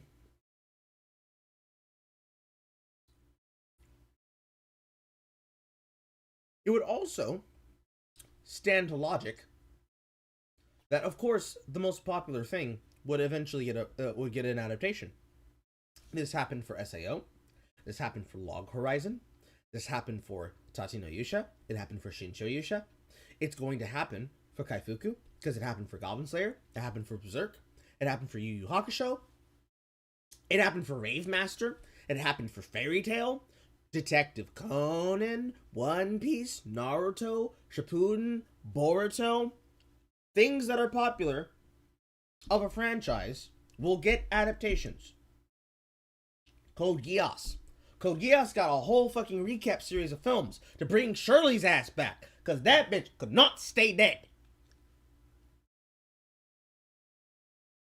And yet, Evangelion's got plenty of fucking rebuilds.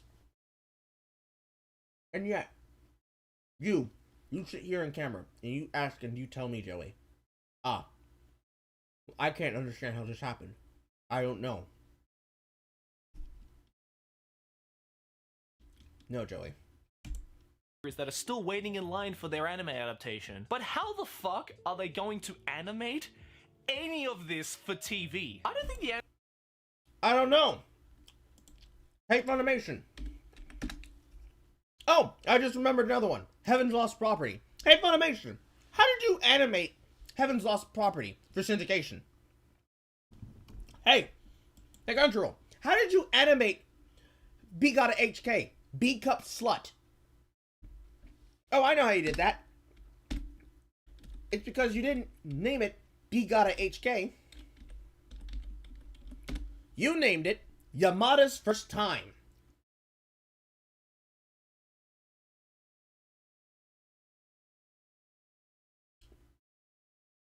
That's how you did that.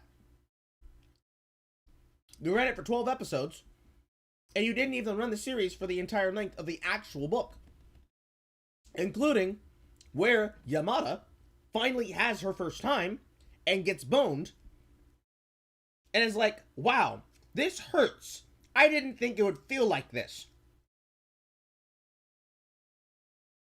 How did you do Testament of Sister New Devil and Burst, Funimation? How did you do that? How did you do Akashic Wars? How did you do any of the Fate franchise? How did you do School Days?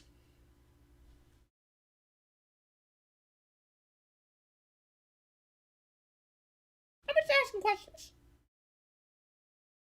Hey, 4 kids. 4 kids. How did you adapt Shaman King and write out the scene where the main character has sex and then has a baby as a young 13, 12-year-old dude? I'm just asking questions. Because you didn't bother to, Joey. How did they do that? How? I wonder how they did that. High School of the Dead. Mm-hmm. Mm-hmm. Mm-hmm.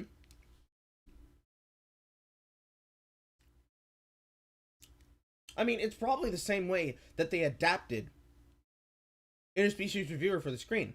It's probably the same way that they adapted Tate no Yusha for the screen. It's probably the same way they adapted and will adapt Kaifuku for the screen. The same way that they adapted any fucking thing. Anything that ever has hentai, including something like Fruits of Crystalla. The same way that they did that is the same way they're going to do this. They adapted it by trying to find ways that they can put what they want on the screen without removing key points and plots and cutting out important scenes necessary for understanding the context of the world. You know, the way that proper translators and animators and adaptations should do. But you know, if you're just gonna sit here and just, you know, lie, I imagine that would be hard for you to understand. So hey, we all know that you have cognitive dissonance, Joey. Anime industry boardroom people realize just how fucked up of a show this is. Like, this isn't some, like, One Piece-esque show. Japanese executives are not prudish anti-Twitter.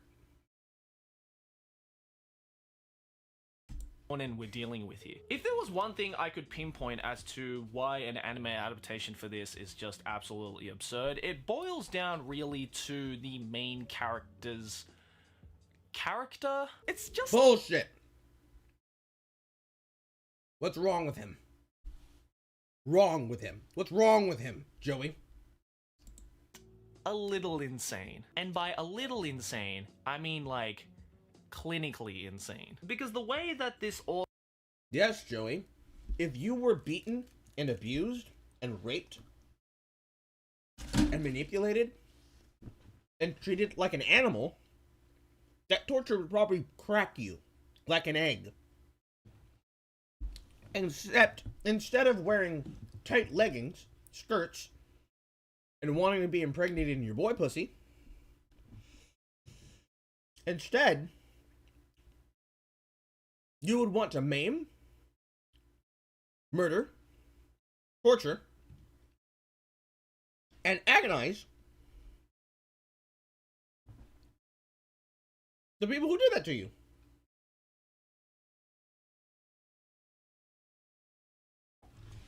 Hell, in a story like Code Geass, somebody who literally was told by his father, you have no trauma, you have not lived, you are useful to me only as a ploy, only as a pawn. The moment that Lelouch gets involved with C2 and Suzaku, He truthfully did not experience any trauma except for what had happened to them at the hands of the Ashford family, and how Suzaku's family basically, because of Suzaku's actions in the series, where he killed his father, because of Charles's actions, and because of Marianne's actions and their plan, because of V2's actions, because of C2's actions, because of C2's choice, actually, and because of Lelouch's burning desire to get revenge. Because of all these things and all these factors working together, even for somebody who had no abuse other than the emotional abuse of a child and the loathing, seething rage for the throne and for tyrants like his father. And eventually, once he learns about the plan that he had to use the thought elevator, the idea of trying to unify the living with the dead, even a character like Lelouch was able to say, no, this is bullshit. I won't let this happen. So imagine applying that same logic to a character who's traumatized and saying, man, I don't understand how this character can just have so much batshit insane logic. In a story this is similar to this, that is exactly what happens with Tatani Yusha. Naofumi gets fucked over in the worst way possible. Not specifically that he gets raped, but that he gets accused of rape. And his burning, seething rage for a people who will actively condemn him openly because they have been told to do so by a church that has brainwashed them to believe that the one who is the wielder of the shield is an evil devil. People who are willing to go to the lengths of trying to condemn him by framing him for probably the worst sex crime that another living existent creature could do to another cognizant living existent creature. You sit here and you say, I can't believe I don't understand. Oh no. Get the fuck out of here, Joey. Author created this revenge-crazed protagonist is synonymous to an SAO fanfic written by a 15-year-old who only grew up watching a Serbian film and I Spit on Your Grave. Like, this show is just so goddamn edgy. You could... He said it. I don't know if that's the only one he said so far, but he fucking said it again, boys.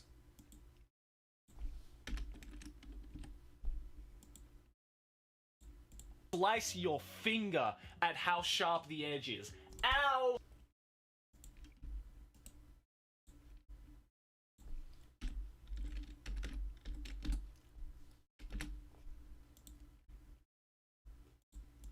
My finger!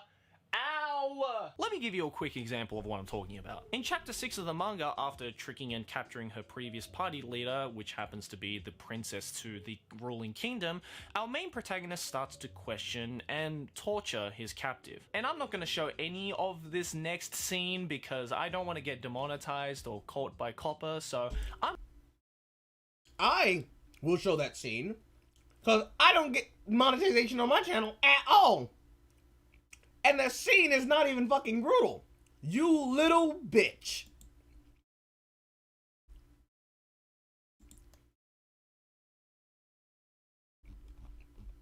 So, for context, what happens before this is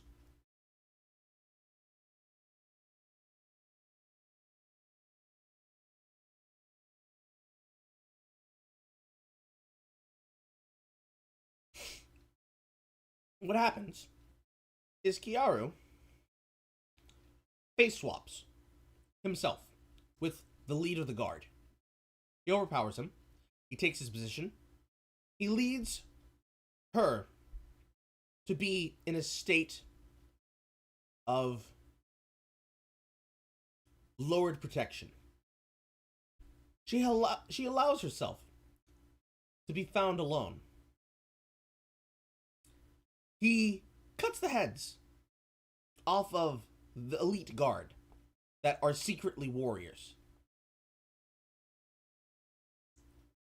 He immediately steals her power levels, sucks out all her mana.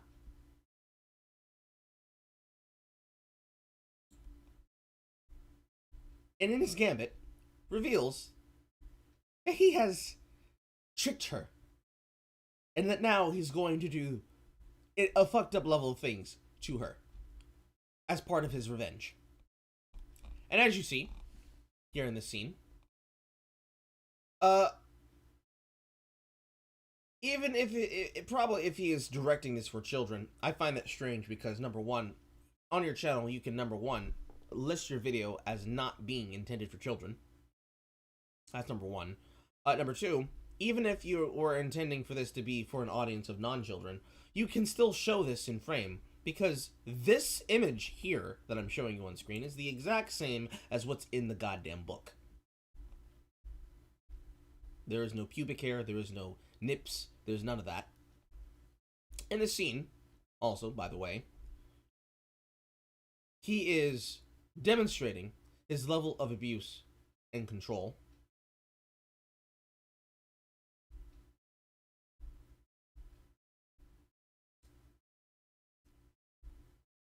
He takes his revenge on her.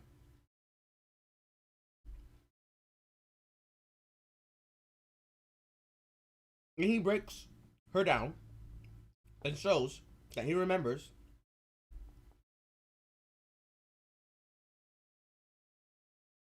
all that was done to him. All this shit happens. He explains explicitly that he will make her experience and taste her pain. And taste his pain. And it's hilarious. Because the entirety of this scene is to show that, yes, he is broken in a lot of ways. This being one of them.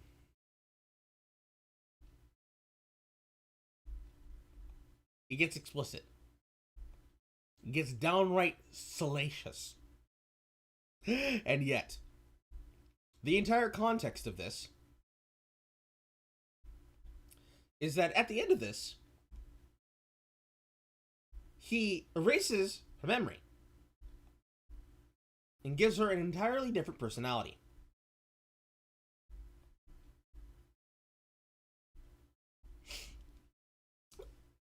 The entire context of that scene is, number one, he starts exacting the exact revenge that he said he would get, starting with Freya.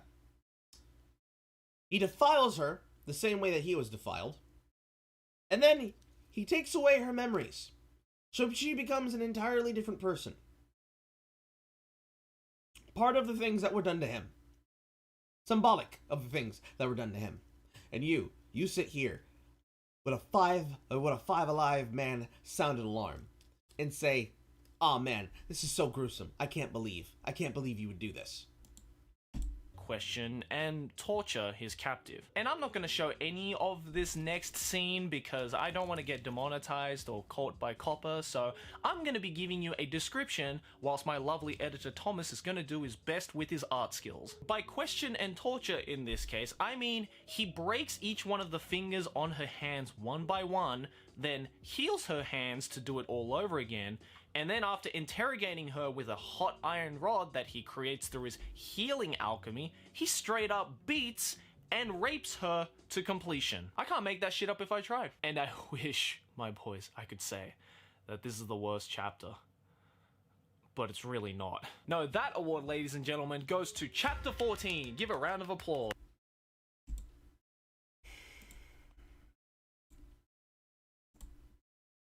Chapter 14.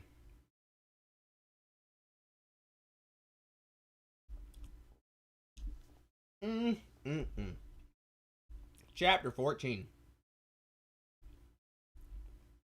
Chapter 14, my dear friends, if I remember the context correctly, Chapter 14 is a scene right before another of the important scenes. Specifically, he is outside of the castle. He has escaped from what would happen to him because he has escaped with the princess. He has ran off with her under the new identity that he has assumed. The head knight he gave his appearance to. As the head knight, the one that he impersonated, now has Kiara's face. In this scene, Kiara was being tortured by said head knight because his village has been taken hostage and is being used as bargaining chips to try to get him to out himself so they can kill him faster. And he brags that the childhood girlfriend from all those chapters back, Anna, the cute one that we saw from the first chapter after he made the return back to the village, he announces, this head knight, that he raped her.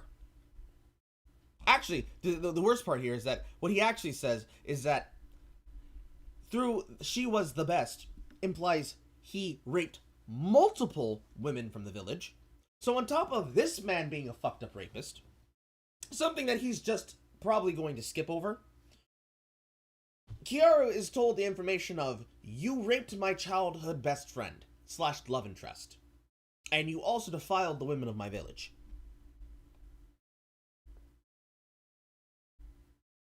And he used his appearance to trick and torture and agonize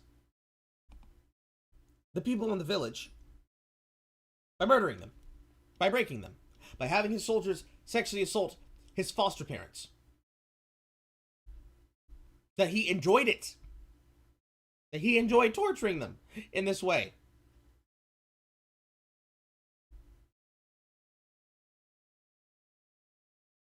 In fact, he ritualistically embarrassed and fucking plapped the entirety of the scene.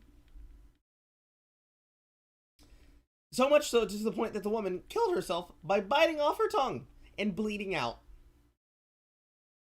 And he brags about doing this to the hero's face.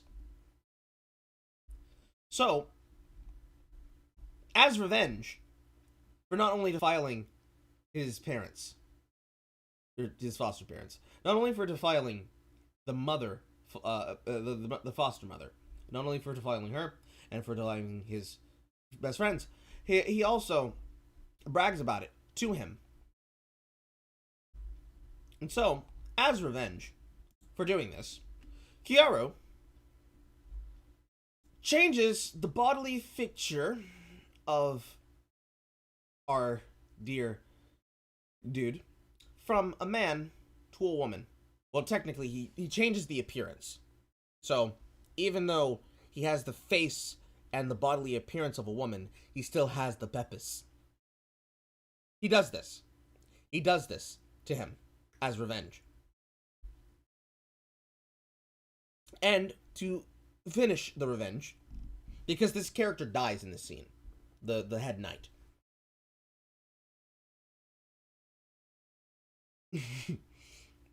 I forgot about this panel. This is a meme right here. This is a laugh and a half. This is exquisite. In this scene as punishment for everything that the head elite knight did to Kiara's village and to the women, he changes the elite knight's appearance into a woman and then injects the same type of drug that was used on him to brainwash all of his former men. And with the power of boners, has all of his loyal soldiers like amnesiac zombies fuck the dog shit out of him in agony and torture. while they all chanted woman rape. Perfect shot of the balls there. Defiled in every orifice as possible. And then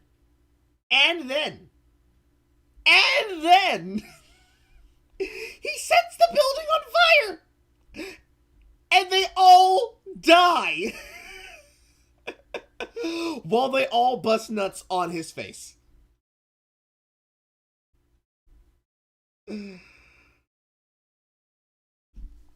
It's a wonderful panel. It's a wonderful page. It's a wonderful chapter.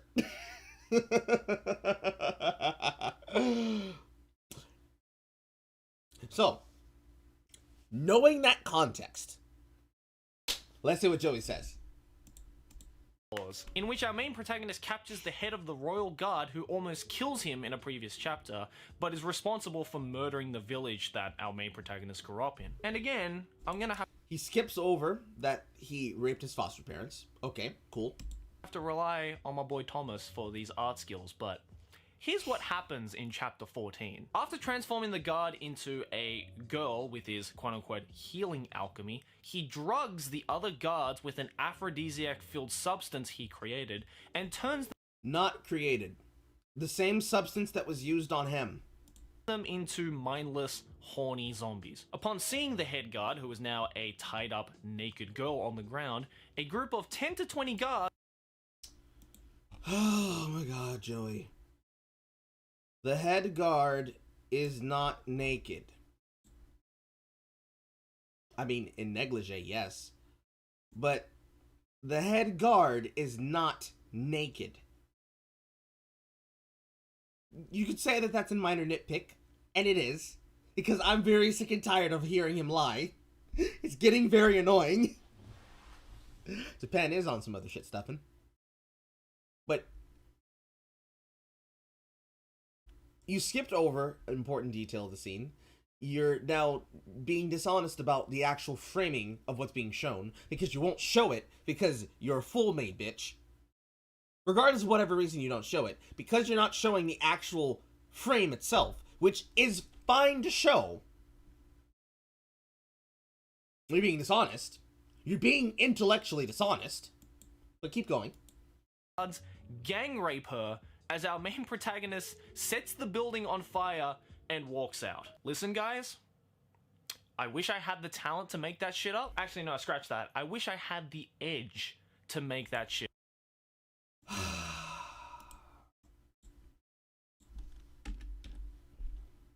We're reaching double digits.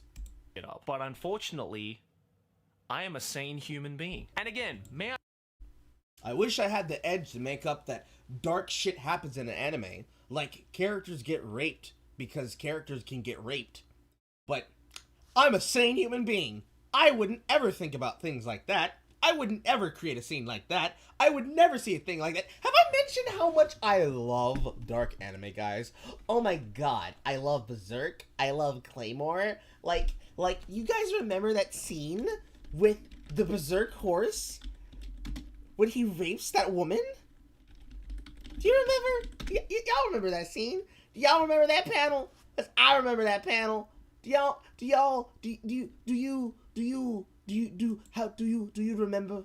Do you remember the time that she got fucked by the horse with the giant dick in her vagina? Do you remember when you read that? You remember that, Joey? Do you remember when you name-checked Berserk?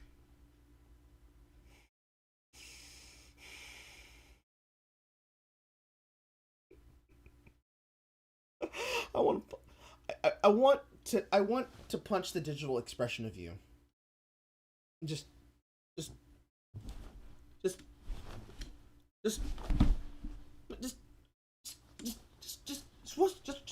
walk into my fist. Just walk into my fist, Joey.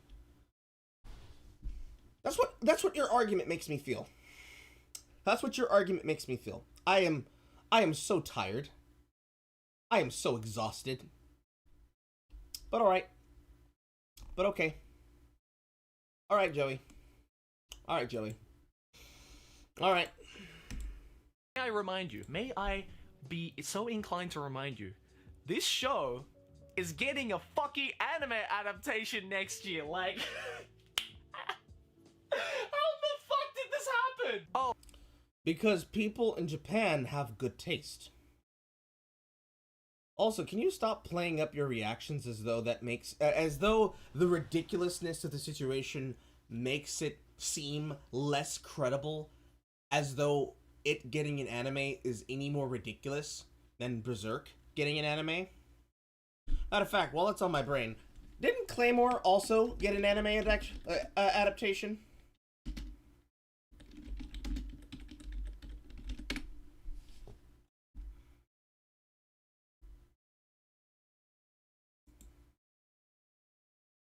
Yes, it did.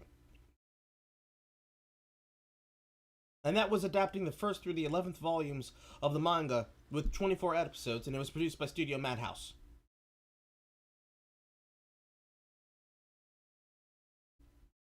And it also has a storyline that was not inside of the original, I believe. Yes. The remaining 2 episodes of that followed an original storyline that was not found in the manga that was written by Yagi. And that was done in April 2007 on Nippon Television. And Claymore, famously, for anybody who hasn't read the series, that's another series that you can read. Stefan, by the way.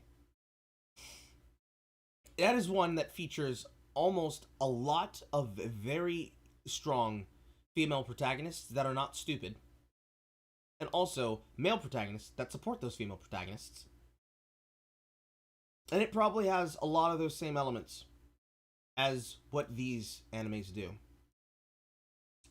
So,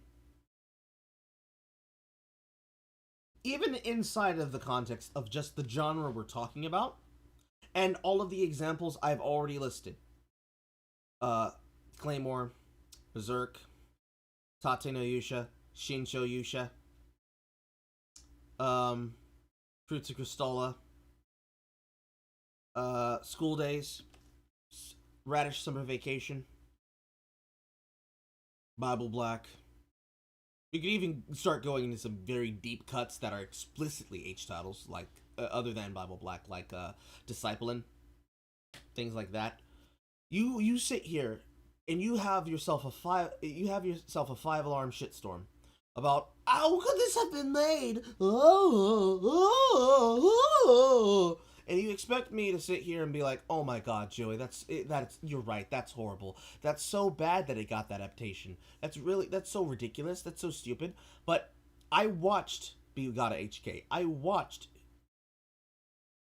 Shinmai, Testament of Sister New Devil, and Burst.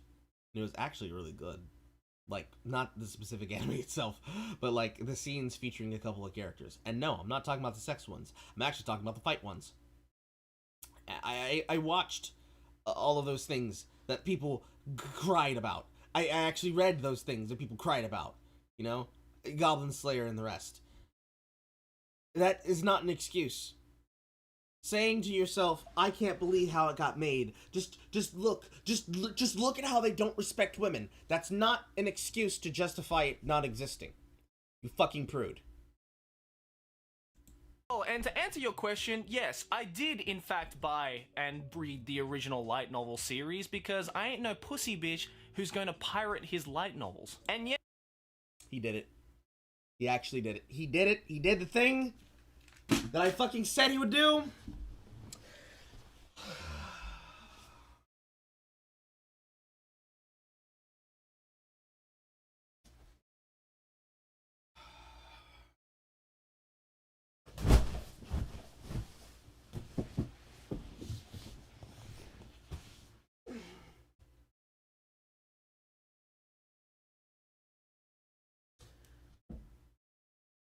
Joey, you are a bitch.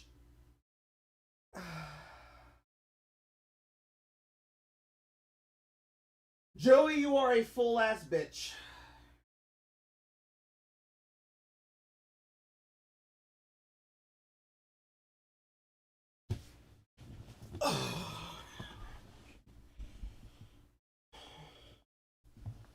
No, we're not going to end the stream there. The idea came to me when I originally wanted to do this, because I was like, I wonder if he does this, if I'll cut it right there, but no.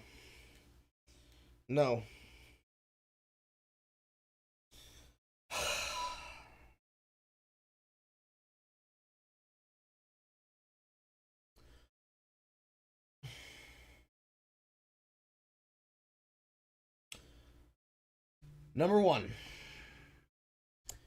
you having the physical book is not an argument against piracy.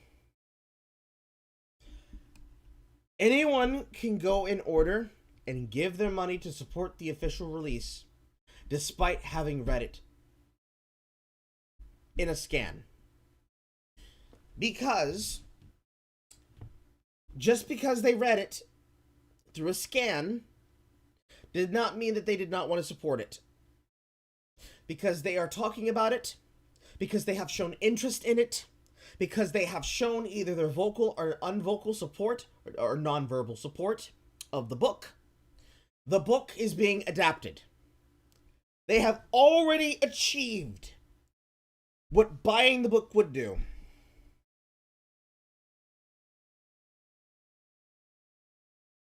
And even if you wanted to use it as a, well, I have the book and you don't, therefore, I'm actually supporting the anime industry. Let me stop you right fucking there.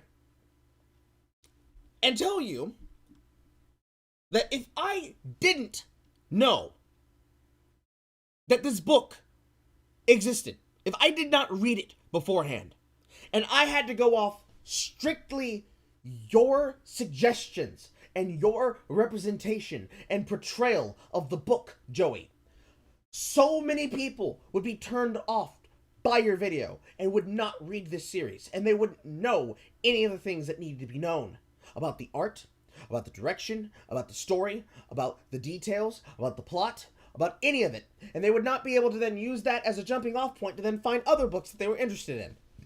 Their viewpoint of everything would be completely destroyed, because with only your opinion to go off of, your professional, off the brand, what the fuck Japan brand opinion, would affect and destroy their ability to actually enjoy the book.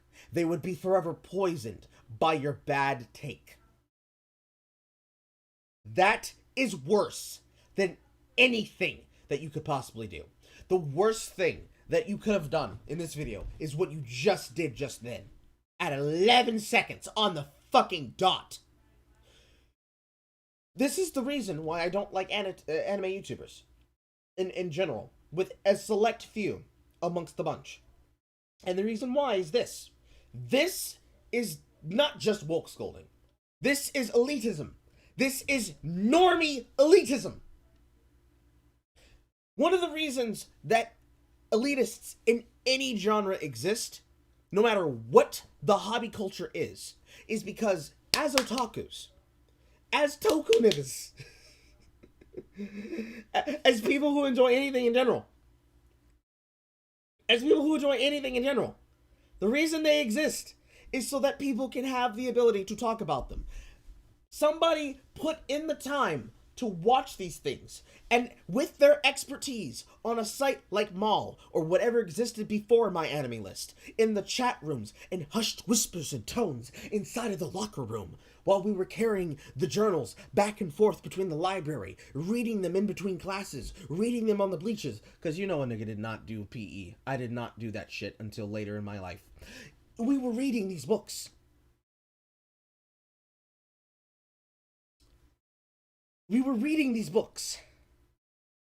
And we were enjoying them. And when people asked, hey, do you suggest something to me? My dumbass, both in middle and high school, president of the fucking book club, I told them, hey, here's a book you can read. Here's a book you can read. Here's the reason why I suggest it. We've been doing that since time immemorial. Because while the book clubs were the land of people like me, the anime clubs were the groups of horny Fujoshi women. And yes, They enjoyed themselves a lot of josei, and a lot of yuri, and a lot of yaoi. But you also know what they were able to do? They were able to actually sit down and explain why things were and were not good. They could tell you, by word, by name. What you have done here, Joey, is you have demonstrated the reason why no one can take your word as gospel. Why no one can believe you. All anime YouTubers probably do this at some point. Maybe. Clickbaity or whatnot. But it is a level beyond repugnant to just tell straight up lies about the story and then turn around and attempt to take a moralizing grandstand position on a topic like piracy by saying, well, I supported the official release, so that means I ain't no pussy ass bitch. I don't have to pirate my anime to enjoy it. Bitch, we would not have JoJo right fucking now if we did not have the original Pinoy Debunking translations.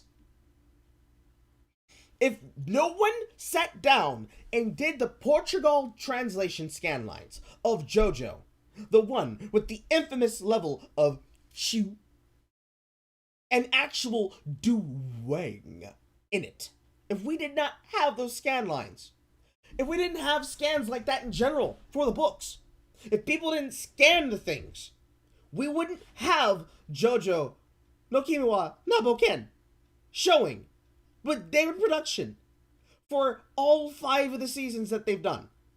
And when part 6 comes out, we will again have to say blessings to the sweet God on high, that is Hirohiko Haraki and David Productions. Because without those scans, we wouldn't have fucking gotten that anime. Do you realize, Joey, that I want to give my money? I want Toei to take my money out of my hand. I want them to take it from me and give me Kamen Rider in America. I want them to do that. I want them to give me Kamen Rider. I want them to give me those translations. I want them to give me the adaptations. I want it to become popular. I want people to enjoy it the way that I enjoy it. They're not gonna, because either they're not into it or they don't get it. Because whenever somebody brings up something that called toku, the first thing that people in America usually ask is, oh, you mean like Power Rangers? Even though I've had that conversation a billion times. Every single time. Now, because somebody like Amazon Studios was able to sit down, and even though the title Amazon Riders is fucking stupid, Kamen Rider Amazons, right now, for every single person, both in the future and here, who has Amazon Prime, you can go watch Kamen Rider Amazons. Season 1 and Season 2. I don't know if they have the final movie on there. They probably don't, but you can find that somewhere too. I promise you. You can sit down and you can watch Kamen Rider Amazons. You can see, oh, this is a really bloodier interpretation from than the 70s show. This is really great. I want to watch this. You can sit down and say, well, this is not like Power Rangers at all. We can have that conversation. We can do those things. And that's made possible because they were able to finally syndicate it. Same thing with Ultraman. Same thing with Metal Heroes. Same thing with Kaider. Same thing with anything Toku related, and especially Japanese manga related, and especially anime related. Those things are only possible because they get adaptations. Some things deserve adaptations more than others. Yes, I can agree with you on that point from earlier, Joey. That is true. But it's not about what's good. It's about what's popular and makes money. And when we find a series that not only is popular, but is also good, and also has interest in it, whether fabricated or real, the best thing that we can do is allow people to find those fucking things and make it possible. And you cannot sit here and claim, but we didn't pirate it, so we're morally better than you. You're not! Crunchyroll started as an illegal pirating site. They got money from supporters to eventually buy the licenses that they were supposed to use for the upkeep of the website that they put in their own pockets. And then they turned around and decided to say, well, we're doing things the right way. So actually, all of you, you're just degenerate fucking weebs that steal your content. How dare you? For shame. That's the same thing Funimation does. That's the same thing that all of these other places do. It's the same thing you could make as an argument for Netflix. But at least in the case of Netflix, even though they could have taken that stance, they at least made anime. They commissioned anime. They made more series. They brought an anime flavor to some shows, like Neo Yokio. A show which I have yet to actually watch. But it exists. It's there for people who want it. No? Little Witch Academia, Tales of the Seven Sins, Devilman Crybaby. I think both of the rebuild of Evangelion is on there. I can't remember, to be exact. But plenty of shows like that, and more and far on for few in between. Both good and bad, including the not the live action, but they probably do have the live action versions of a lot of animes, but the animated version of their interpretation take on Ultraman, they have that too. And granted, well, I would think that it would not be... Well, Castlevania kind of doesn't count, because Castlevania was a game before it had any additional novelization material. And the story that Castlevania is using is loosely translated on whatever it is that they wanted to write for the story of the show. But that's an entirely different conversation. The point of this diatribe is, Joey, you're full of shit.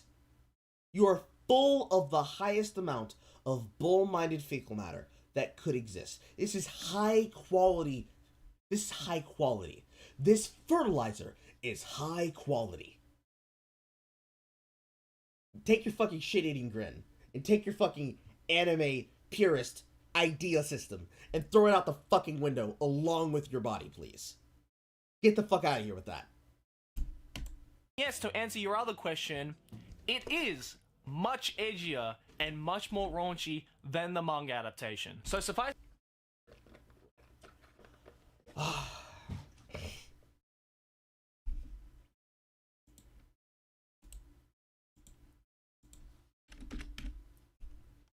He's gonna do it, guys. He's gonna hit the double digits. And yeah, Joey, you're right. The uncensored version of a show would always be much raunchier than the censored version of the show. That is something that would happen.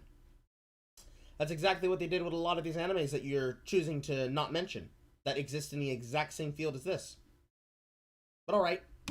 Suffice it to say that all of this edge and shock value is not a result of a bad manga adaptation. It essentially falls into the same trap as Goblin Slayer did back in the day, in which people freak... Oh, you Go ahead.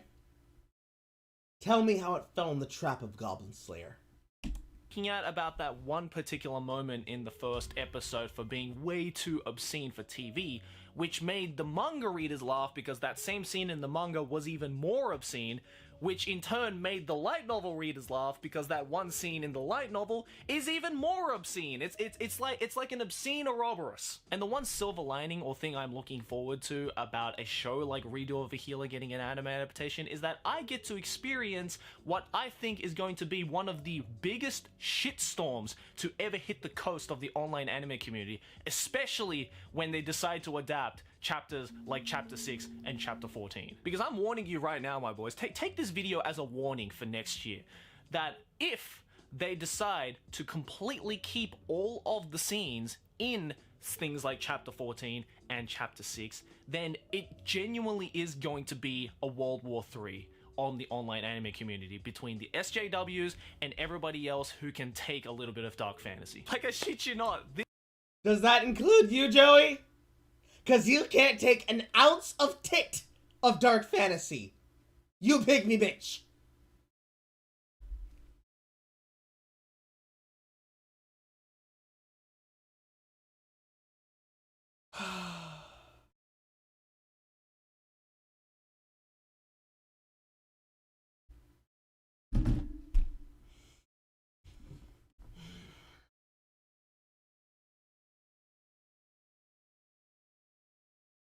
I don't know how it's possible that I could have lost respect after having already not had respect for him. I don't know how I did that. But I lost the remaining amount of respect for Joey in his diatribe. And I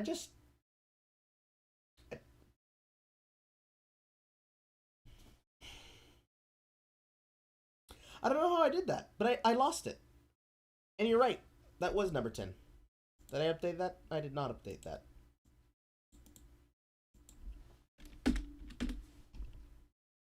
We're in the double digits, boys! Yay! Oh my god. Oh my fucking god. How much? 7 minutes. This shitstorm that is going to be started is going to make that one scene in Goblin Slayer look like a fucking fairy tale episode. Because we're not just talking about a goblin rape scene here. We're talking about human on human violence and rape scenes, and multiple scenes of that. So, let's get this straight. What Joey is equating here to being the thing that will cause a shitstorm, the way that Goblin Slayer did, which is the exact same connotation of what happened in the scene of what, well, technically any dark fantasy that does this, but most especially how Berserk did, and how Tate no Yusha did, is that rape of women, sexual exploitation of women, bad. Male character being violently abused, being violently ass-pounded by both women and men, getting used like a fuckstick. Oh, that's fine. Rape him all day. But damn, if that makes it so impossible for me to understand his logic, like, what is his motivation? What is the plot of this story even? I don't understand!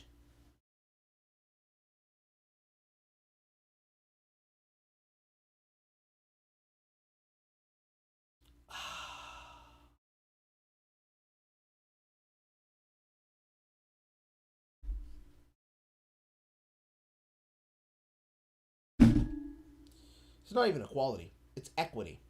It's equitous. You are equating that the rape of a woman is worse than the rape of a man, Joey. That's what you're doing here in this scene.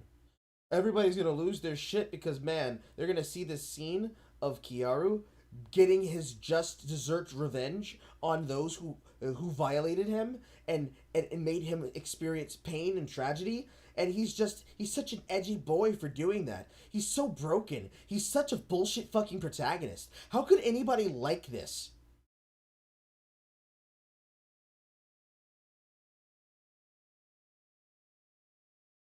I don't know if you can tell. I don't have a camera control to zoom in on my camera, but this face right now that I'm making. This one right here. This is the face of a man who is becoming very, very tired of this bullshit. You're on that shit, Joey. You're on that fucking shit. So kids, grab your emergency Pocky, grab your emergency Ramune, and prepare the social media evacuation for what is going to be the biggest shitstorm of 2020 that the online anime community has ever seen. But let's hit the brakes a little bit, because in all seriousness, after finishing about 20 chapters of this manga, because I somehow managed to conjure up enough mental energy to make it through. I read more chapters of this manga than you did. And I only chose to stop at 21 because I wanted to pace myself and positively and accurately enjoy it. You weak bitch! Through 20 chapters of this shit, I genuinely question myself as to why I don't like this particular series, this particular dark fantasy series. Because as I mentioned at the beginning of this video, dark fantasy is one of my favorite genres of the medium. So what is it that differentiates between Redo of a Healer and say something like Berserk? Because if you think about it, both have gory scenes, both are based on revenge of some kind, both have an overpowered main protagonist, and both have multiple rape and obscenely sexualized scenes. And obviously, keep in mind, He put on screen, I'm not gonna show you this. And both have multiple rape and obscenely sexualized. He doesn't even show the thing that he's talking about, but he expects you to take his word for it. If you were to take his word for it, he would have misdirected you about all of these franchises that he's talking about. And he's now mentioning Berserk by name, and is trying to use it as a tool to excuse his dumbass take by equating what he's seeing in one to the other and saying, well, actually, this story's really bad because this was done better in Berserk. Because things that were done in this book are similar to the things that were done in this book. And therefore, that means this book is worse because this book is better.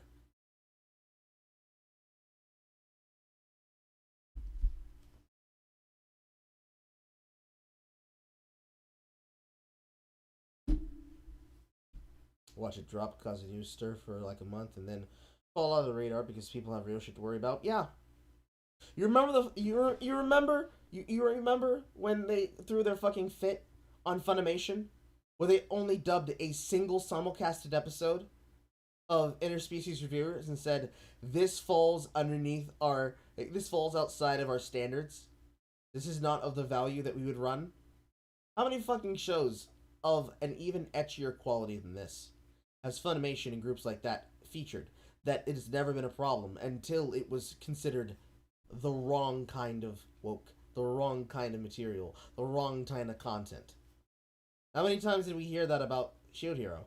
How many times did we hear that? Actually, even Shield Hero right now, there's an article that I have in my Top Kick folder that I will eventually cover once we do the Sunday episode of the Blackface podcast, because I'll be able to actually talk about it, and I'll probably be able to get more people to talk about it in general if I don't just do the podcast by myself.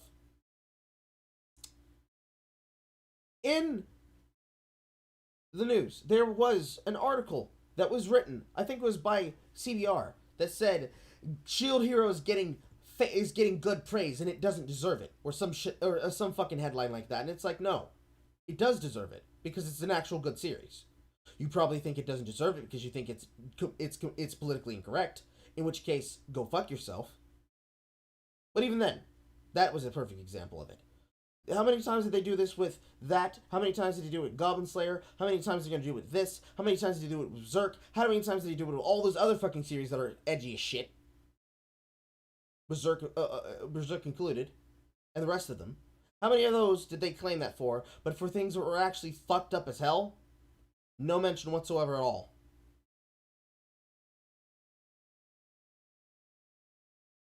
It's so tiring. It's so tiring. Both have overpowered protagonists. Does he not know how often he gets to get his shit rocked? Yeah. Yeah.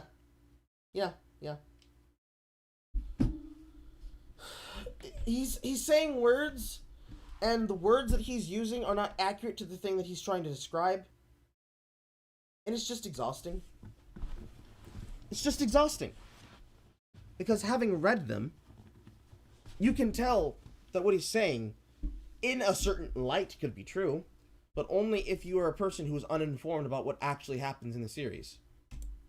Scenes. And obviously ignoring the point about there being a difference in the art style, because there really is no comparison between the godlike art style of Mira Kentaro versus the quite... Now he's trying to compare the art and say that one is better than the other! Oh my god! generic and mediocre art style of the redo of the Healer manga. I think the biggest... He's one of the most talented people who have ever drawn a tit that you've ever seen. But, you know, his art and style is really simple and is pathetic compared to this other one. How about both are good, Joey? How about both can exist? How about you don't need to have grand, elaborate details of a dragon? You don't need to have grand, elaborate details of these things when you're drawing simple, cute, functional designs. I bet if they had asked him to... If they had asked the artist to do the same art for Kaifuku as what could be seen in a series like Berserk, I bet you Joey would find a way to try to what about, and also try to shame, by comparison, the art style of something by calling it simple and uninspired. I bet you, if the anime did not get treated the way that it does, or is right now, if the manga didn't get treated the way, if the scan didn't get treated the way that it was, he would flip this argument on its head and do the exact same thing he's currently doing to Kaifuku to Berserk, if it were that kind of thing. Because, you know, I could do the same thing with a series like Rave Master. I could compare the designs of Rave Master to Fairy Tail, despite the fact that they were written by the same person. Because Rave Master in Japan was a very big sell. Very big. Very popular. And yet, despite Fairy Tail being an even bigger sale, it is not something that interests me the way that Rave Master did. And yet, I don't look at their art styles and say, oh, well, see, the reason I like this one is better because this one is drawn better. That's not an argument, Joey. That's a subjective opinion.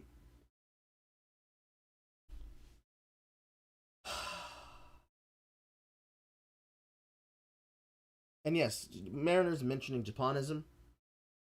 Like, there's so much. There's just so much. It's a smorgasbord of wrong. It's a smorgasbord of wrong. Every single tidbit is just suckling another bit of fucking retarded out of it. Just it's delicious. Fucking getting all those vittles from underneath your fucking fingernails. The difference that separates these two shows in particular is how much emotion is put behind the act of revenge. You see, in Berserk, we were given not just an entire chapter, not just an entire volume, but an entire arc. 9 whole volumes of the manga to explore Guts' past and the reasons for why he is out to get his revenge. In the Golden Age arc, you not only get a fantastic exploration into the state of the world at large, but also a deep look into Guts as a character, and a fully fleshed out view of how and why his character changed over time. Meanwhile, in Redo of a Healer, we get all of that in one chapter, and that's the first.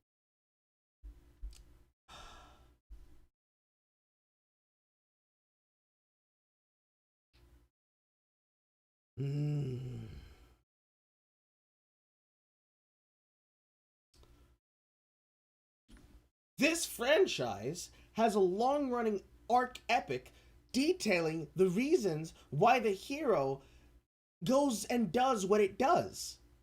They open the story by giving backstory about what's happening in the world, and they do it in 9 whole illustrious chapters.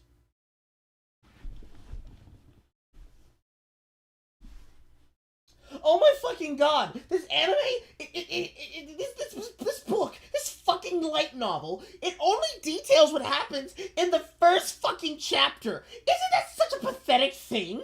To tell me the story in one fucking chapter? What the fuck, dude? I want to see better art here, you bastard!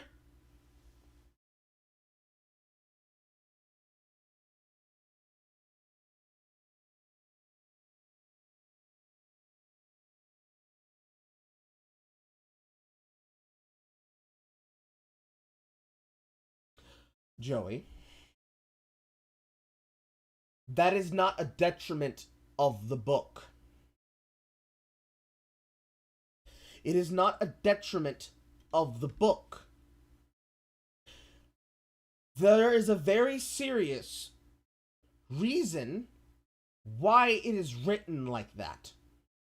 And to exacerbate my point, I'm going to suggest the exact same thing that I suggested to the person who I had my conversation with, whether or not they are here or not.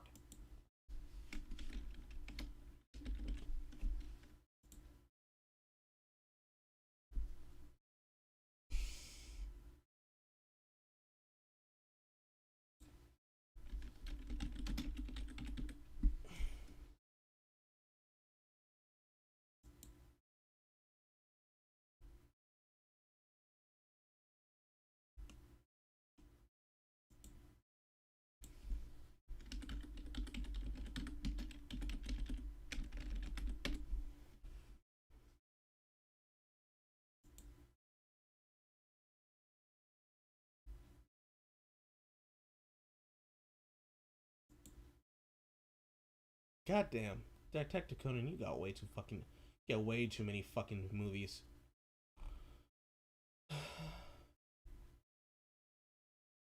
Alright. So, ladies and gentlemen, you missed a bit, garbage. You missed me explaining the reason why Joey's retarded, and why I'm about to explain why his retarded ass point he just tried to make is not smart. What I have on screen is One Piece and Detective Conan, which can be found on one of the websites that I use to watch my anime when I am watching things that have been made. As you can see, Detective Conan and One Piece are very long-running animes. It has been running and is still in the state of being ongoing, even though this originated in 1996 and in 1999. So, despite the fact that this book is from the turn of the century, the literal turn of the century, these stories are still long going. Now, if I said to you, lol, these two pieces of work are so much better than the other things that could exist, if you don't fucking read and watch these, you are pathetic and you don't have the ability to stand anything. If I sat there and I told you, hey, you're not a real anime fan unless you watch One Piece from episode 1 to episode 929, you would look me in the eye and you would say, Carl, are you fucking stupid? I don't have time to watch all of that. I don't have time to read all of those volumes. I don't have the time or the money. Or do you think I'm made of fucking bills? Am I the Monopoly ma'am? Am I the Monopoly ma'am? Do you think that I have an uncle to give me a small loan of 1 billion yen to buy these books, Carl? Is that what you think I am? You would look me in the eye and you would say, no, Carl, no, I'm not going to do that. I'm not going to read that. I'm not going to watch that. And that is the reason why, even with the case of something like Fairy Tail, or the one I'm about to pull up, which is Rave Master, which I hope they have. They do. Even with a series like Rave Master, to consider the difference, the sheer difference between this volume of over 900 episodes compared to 1 to 51, yeah, it's a lot, but this is a basic episode order. This is fine. This is grand. This is great. I can deal with this. I can use this. I can appreciate this and everything that it is. Sure, it might be long, it might be big and girthy, but I can get through this. The same way I can get through this. It'll take me a while. It probably would take me as much time as it would take me to get through anything, but I could do that. That is something that I could do. By the same existence, the way that anime works.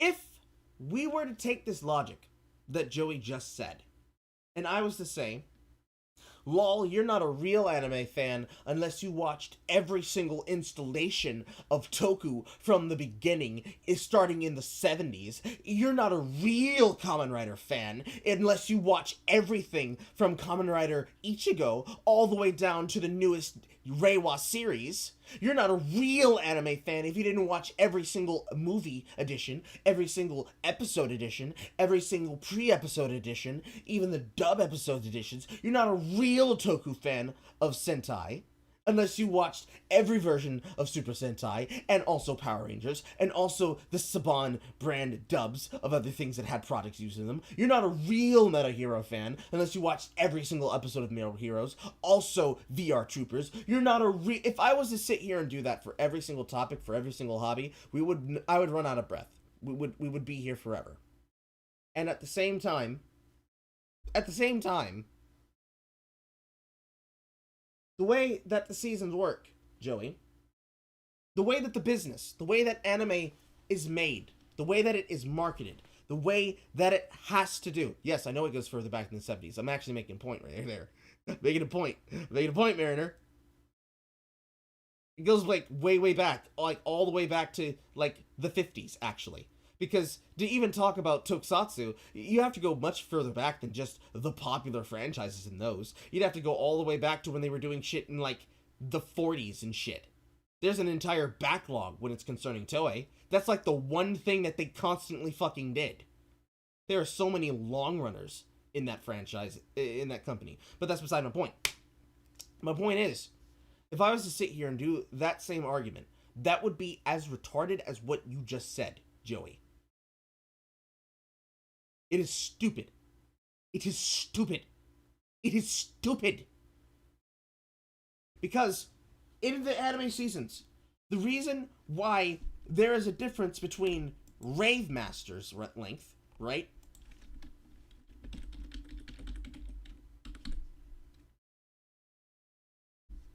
I don't know if it'll pull up interspecies like that. It did not.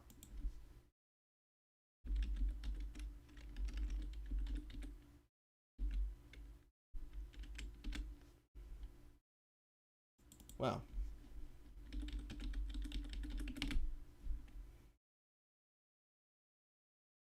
Is it just not going to pull it up? Okay, now it pulls it up. Thanks, internet. But the same way that there is a difference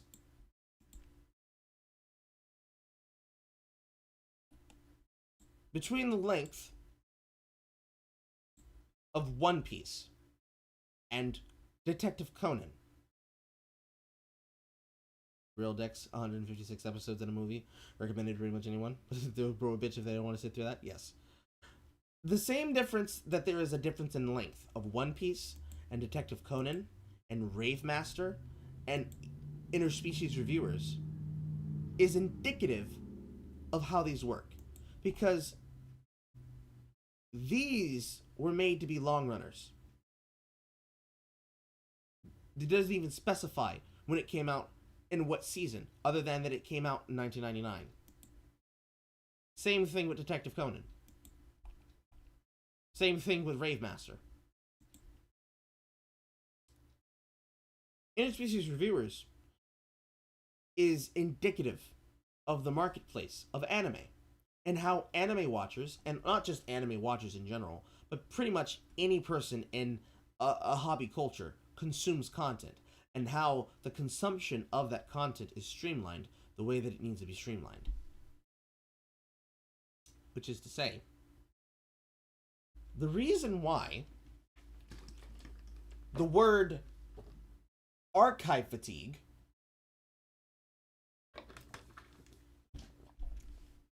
see if I can pull it up with TV tropes.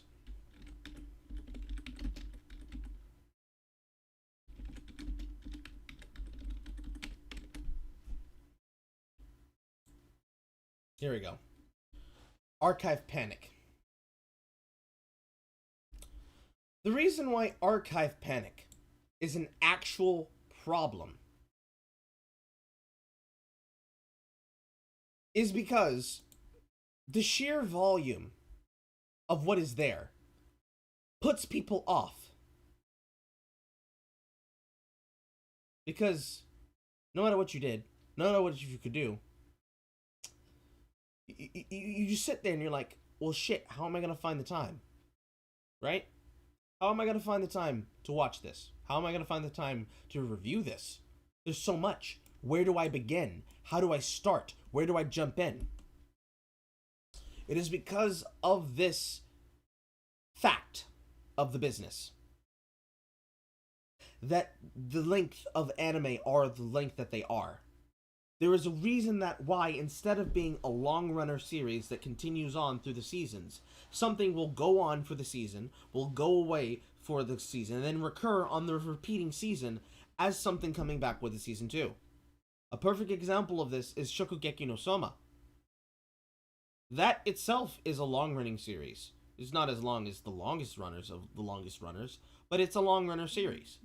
And rather than do everything possible to keep it going, They would rather instead do what has become the method, what is the metagame of the anime industry, and make a series that is good, that has request, that has volume, and is of what the people want to see.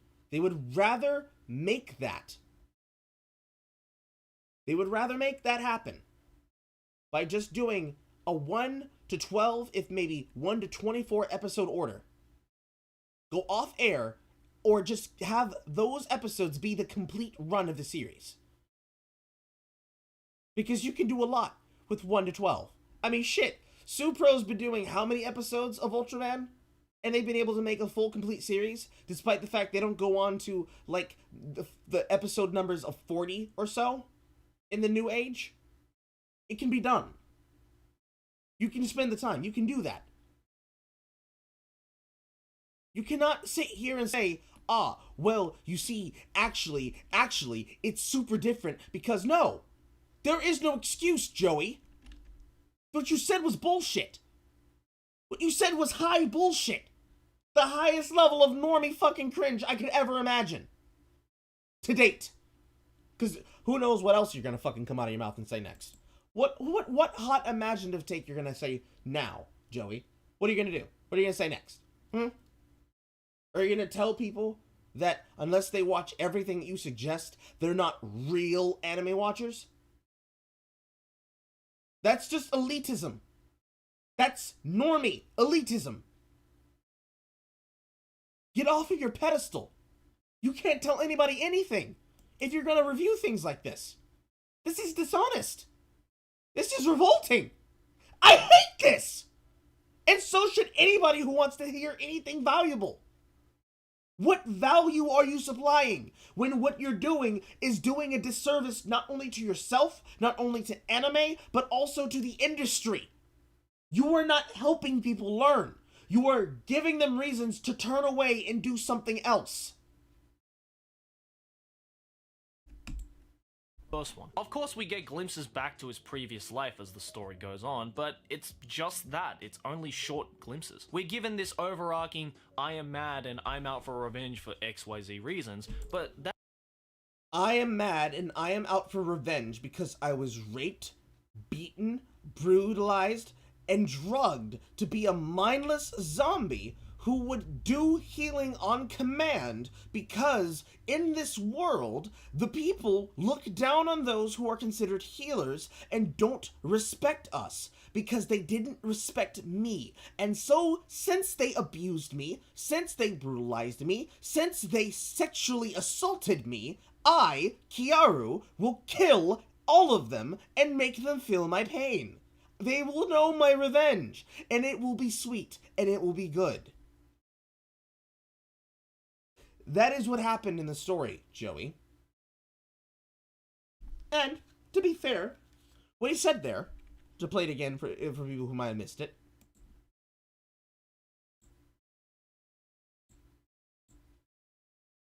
glimpses back to his previous life as the story goes on, but it's just that. It's only short glimpses. We're given this.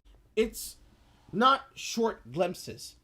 It's contextual information to remind people or to inform the audience what is it that this specific character did to earn the ire of Kiaru. Because if it was truthfully a stupid, edgy story, the way that you claim, Joey, it would be a story where it just opens up on, instead of the first scene, where we're shown that he is beaten, that he is abused, that he is brutalized, that he's considered non-human, and is treated like, literally, as Freya called him, a fucking mutt. If it was truthfully an edgy series, the way that the series would have started is it would have started with Kiaru mounting Freya, humping the shit out of her, and in frame would have focused on his face with a narration, probably by Johnny Young Bosch. My name is Kiaru. and I was fucked over by this princess. So now I'm fucking her!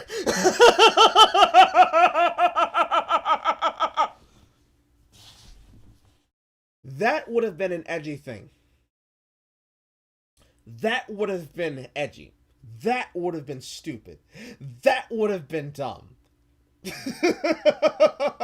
That would have actually been an accurate description of what the fuck you just accused it of. But that's not what happened. So why do you consistently continue to lie? Why? Why?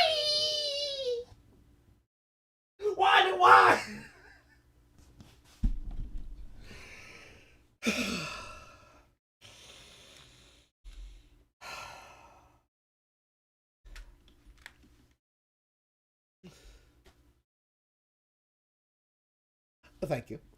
Thank you.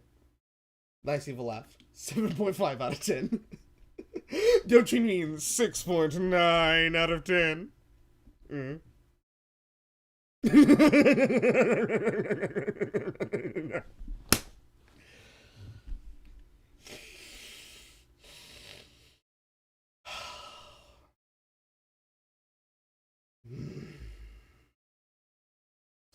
I am so tired of fucking anime viewers like this guy. Holy shit. This overarching, I am mad and I'm out for revenge for XYZ reasons, but that doesn't give the reader enough time or information to get fully invested in this character. Bullshit! It gave you an entire chapter. You don't need to do 9 volumes to explain the opener to a franchise book that starts off with, here is what happened in the world. I got fucked over, so now I'm gonna redo it again. And I'm gonna fuck them before they fuck me. You don't need 9 chapters. You don't need an entire book to do that. That's not, that would not be valuable. That would not be a smart investment strategy, Joey. If people were to do what Berserk did in this marketplace, it would not be successful. There are people who appreciate it because it is one of the grander books that stand out as a perfect example of ways that you could successfully do these things. And that's not even to say that it wouldn't be successful. What if there was a 9-volume book of Kiaru living in the village, having fun, having coital sex in the premarital position, so like for the purposes of procreation, with his sweetheart? What if he had that book where he got to show the story and the background? What if the characters had background story? What if you knew their names? That is exactly what was done in a book like Goblin Slayer. They had entire backstories for the characters. They had backstories for the fighter, backstories for the sorceress, backstories for the warrior, backstories for the priestess. You knew who they were. You knew their goals. You knew their aspirations. And yet, the point was, none of that shit fucking mattered! Because they died! You could say, but Carl, that's the reason... Carl, that's the reason why it's good, because they knew the backstory of its characters. That's the reason it's such an effective punch to explain into the story, because they didn't know that they would die. No! Simple Simon, the bitch that lives in my brain. That's not an actual excuse. That's not an explanation. That's not actually valuable. Because the difference in this story is that they are not the main character. The fighter and the priestess and the sorceress and the warrior are not the people that the story focuses on. Although, slightly dishonest, because the priestess is a part of the Goblin Slayer's party. Us knowing about the Goblin Slayer's past, honestly, in truth, is irrelevant to us knowing his motivation. Spending 9 whole chapters on him being a heel slave is not the same as spending the opening of at least spending an episode, or half of a volume, or maybe 4 chapters of a volume, or specifically certain scenes in a volume, of the backstory of a character like that of Goblin Slayer being tortured the way he's tortured. To give you a comparison, what you're suggesting, Joey, is that, oh my god, why don't you just fully explain the backstory of this character and show me reasons why I should care about him? I can't fully get involved in his story unless I see every single thing laid out for me like a simpleton, because I'm a bitch who can't understand context clues. What you're suggesting is that that's what they should have done for a game series like Doom 2016 and Doom Eternal.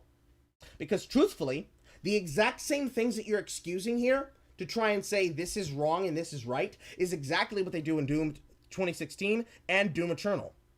Because in that story, nobody knew that the same person who is in Doom was the Doom guy before he was made into the Doom Slayer. Nobody knew that he was actually an immortal god that was now the embodiment of incolate, vitriolic rage. Nobody knew that that's who the Doomslayer was. They didn't make that connection until they threw out that piece of dialogue in the cutscene about ripping and tearing. How many people actually sat down and played Doom? How many people sat down and actually played Doom 2 Hell on Earth? How many people sat down and played Doom 3? How many people sat down and played Uber Doom or Brutal Doom? How many people sat down and played Quake? How many people sat down and played Doom 2016? How many people sat down and played Doom Eternal? How many people sat down and played all the different interpretations and mods of Doom? How many people did that? How many people did those things? How many? How many?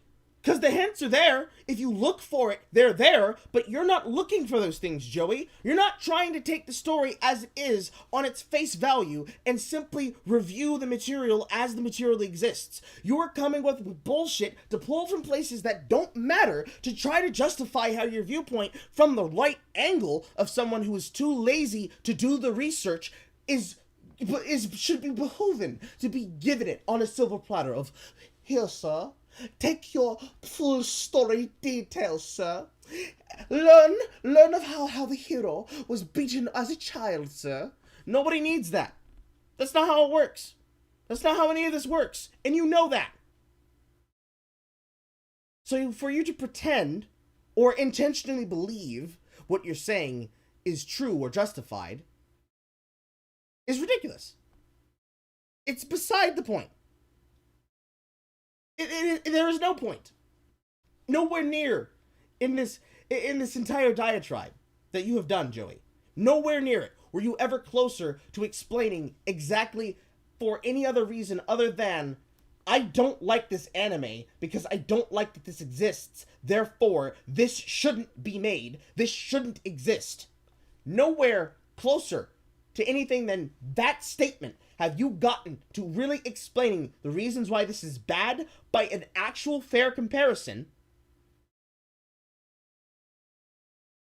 Or rather, in a different way, to word it differently, I have arrived closer to the asymptote of hoping to understand what the fuck you are on in your brain that you are inversely related to by the property of getting closer to trying to get to the point of what the fuck you're saying. It's a line on a graph. And the asymptote is here, right? And I am here. I am approaching the end of this video. And we have reached from, like, this. We're getting right about here to being able to understand what you're doing. And you started here, and you went down, Joey. You went down. You regressed. You regressed from the point of understanding. I understand less about what the fuck you're talking about because of the fact I know what you're actually talking about. And I can show the audience that what you're saying is not only bullshit, but we can talk amongst ourselves and consider what you're saying is bullshit. So, where? Where, Joseph? Where, O'Reilly Audio Parts? Tell me. Tell me how that matters. At the end of it, it doesn't make the act of revenge seem justified, and thus only adds to the edginess factor of all the terrible and obscene things the protagonist ends up doing to these characters that we also know very little about. Wait, hold on, why am I even comparing Berserk to Redo of a Healer? That's like Yes, why are you comparing two different things to each other and saying this one is just like this one because it had X, Y, and Z? You are on CinemaSins logic right now. That's the point I was trying to get to. Comparing reaction channels to good content. I feel the only reason why series like Redo of a Healer is managing to grab itself an anime adaptation despite all of its very non-TV friendly scenes and settings is the same way that it was adapted for Goblin Slayer is the same thing they're gonna do for this, is the same thing that they did for Overlord, is the same thing that they did for School's Days, is the same thing they did for Crystalla, is the same thing that they did for all of those other ecchi anime that exist. You fucking idiot! purely due to the fact that it has a particular concept that is a huge trend right now in the anime industry. I mean, just think about it. RPG-like setting, swords, demons, magic, ecchi, overpowered protagonist, edgy for the sake of being edgy. So did he say it twice? He said it twice, I think. I don't care if he did not say it twice. I'm putting 2 there. Because he said, no, he did say it twice. Edgy for the sake of being edgy. Sounds kind of familiar, doesn't it? Alright. Overpowered protagonist, edgy for the sake of being edgy. Sounds kind of familiar. Alright, so. Gate. I don't recognize this one. Is that Log Horizon? Does not look like Higher Horizon. Master of Ragnarok. Tate no Yusha. I don't recognize this one. Doesn't it?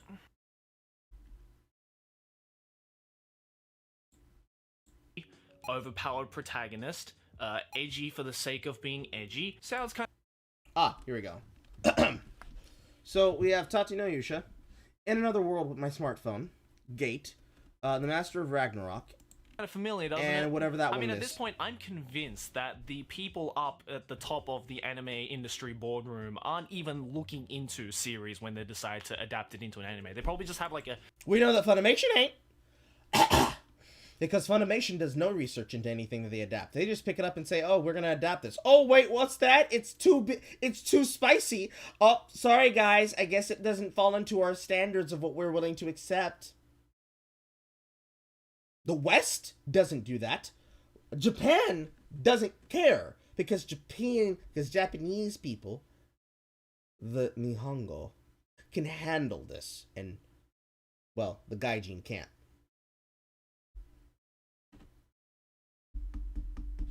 And yes, he is wrong. Redo of a Healer did not get adapted into anime because they went out and found it. Production companies went out and sought out the IP to adapt it. So, for somebody who's supposed to be working on an anime series right now with Pop Team Epic, he does not even describe the way that the production of the anime industry even works. So what are you even here for, Joey? What expertise can you offer me that I can't offer the audience with just Google at my disposal? What are you good for?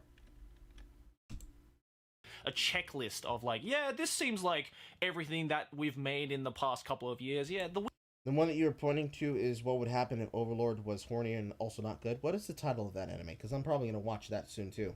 Weebs will eat this shit up like candy. Because in all honesty, how else would a show like Redo of a Healer get an anime adaptation? How? Through interest. The same way that Interspecies Reviewers did.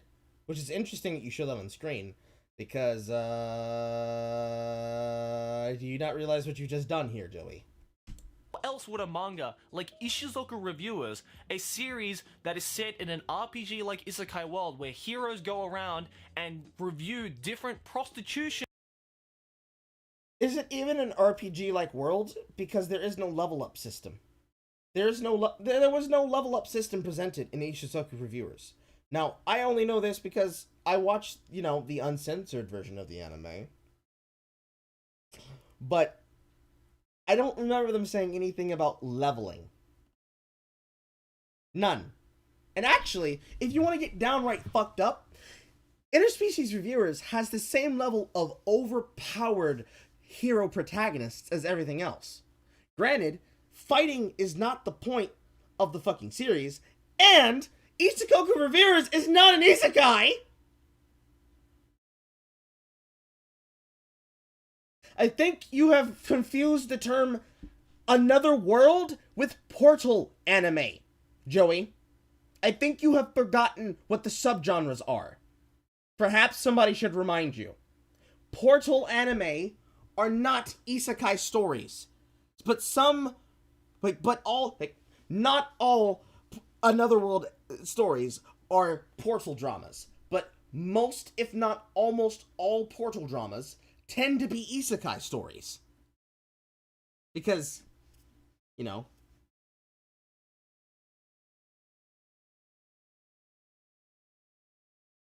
isekai mo to shokan shoujo no dorai majutsu. How not to summon a demon lord. Okay.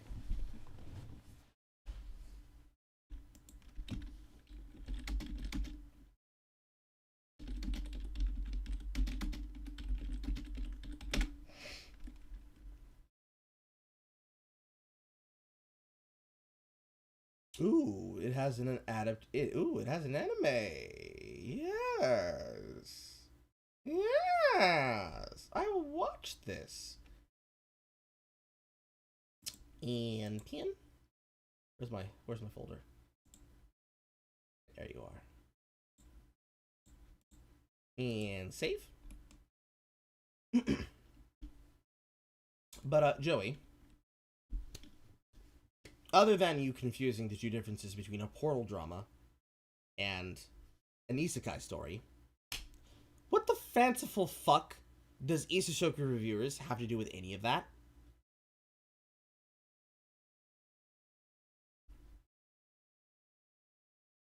And yeah, that is actually very interesting why he would do that. Because Isushoku Reviewers is an ecchi comedy. The point of the series is not to talk about how Slump, and I forgot what the elf boy's name is super powerful adventurers who use their adventuring money to review women. That's not the point of the series. It's not about them fighting. Them being adventurers is backstory to, I guess, an explanation of how they have their startup cash. In truth. Because it's not even important. Like, inside of the episode, I think this is the second last episode.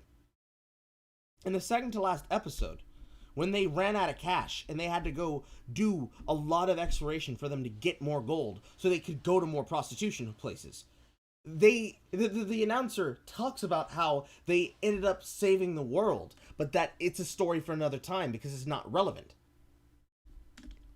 That's the point. It's much like getting upset and saying, oh my god, One Punch Man, Saitama is so overpowered. Yes, because he's a hero who's achieved the pinnacle of power, and he can only be able to have fun while doing these things. And it's not fun if he can kill enemies in one punch. That's the point.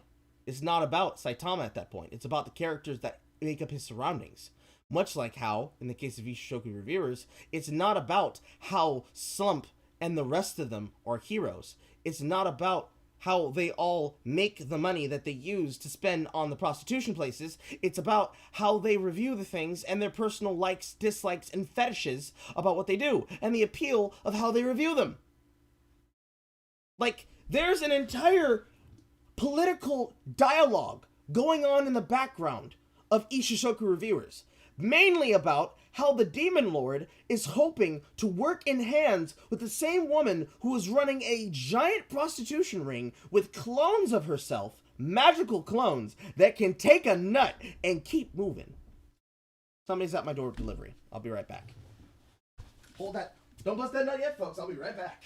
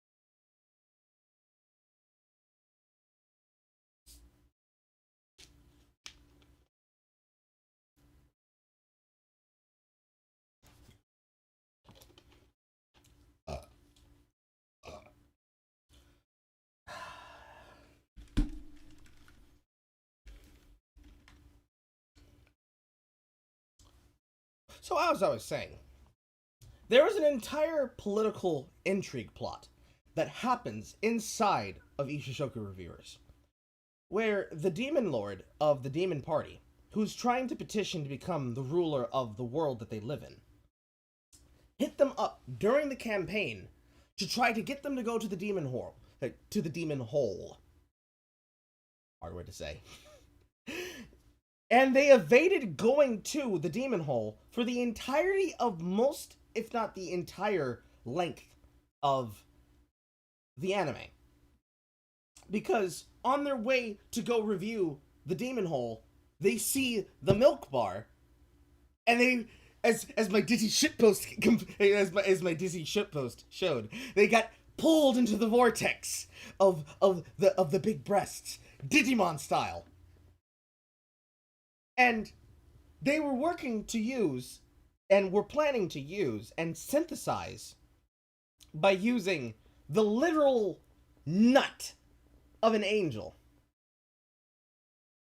to use it in synthesis to create products, to try to understand the properties of angel nut, to research it, to use it as for its properties in the story. And this is something that they're discussing in a scene. Does it matter that there's political intrigue in Ishizoku Reviewers? No! Because that's not what you're there for!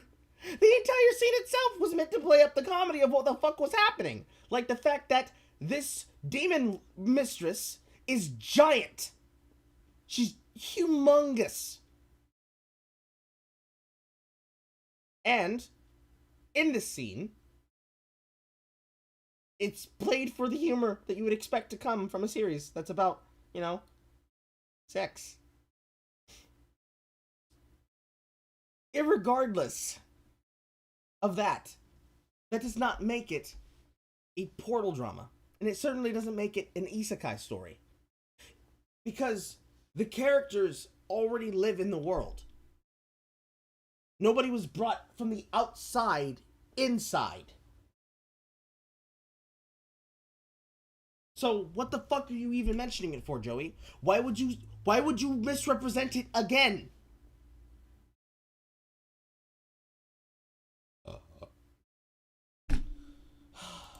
Centers that have different species of the fantasy world. How would a show like that get an anime adaptation? The fact of the matter is, I don't know, Joey. How did Monster Musume, Everyday Life with Monster Girls, get an adaptation?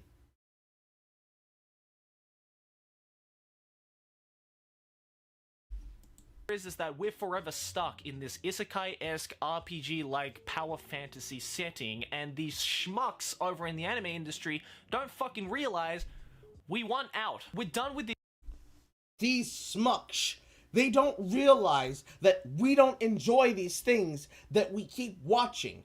So we're gonna keep watching them and promoting them and shitting on them and making them popular by the pure hatred of the anime industry alone. Because god damn it, we really don't like SAO. That's why we keep supporting SAO and buying SAO products.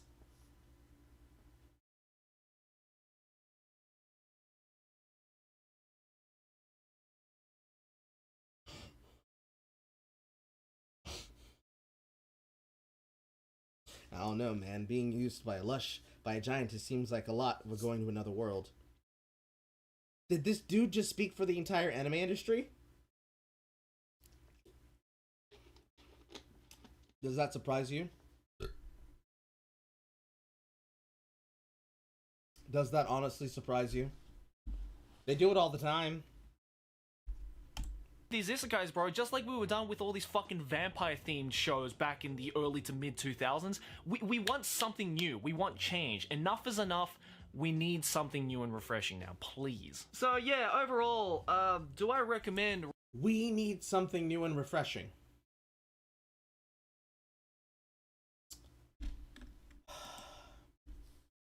I type mecha anime into Twitter or into Google.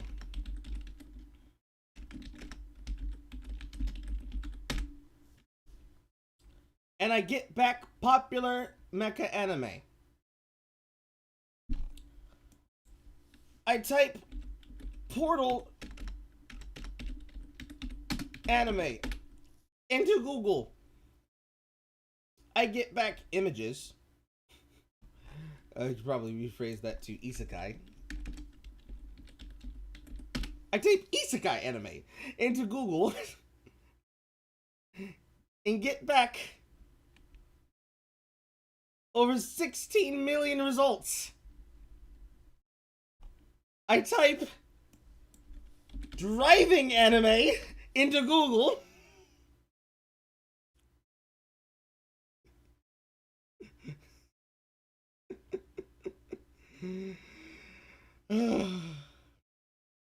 I type driving anime into Google, and I get back first an error, and then I get back. Where's my result count? Where is it? Where are they? Where is my result count? I don't even fucking know. But I type driving anime into Google, and I get back multiple results. And in this video, Joey, you choose to ignore the fact that everything you talked about, at least in the terms of edge, you ignore the fact that Tate no Yusha, Shincho Yusha, One Punch Man, Berserk,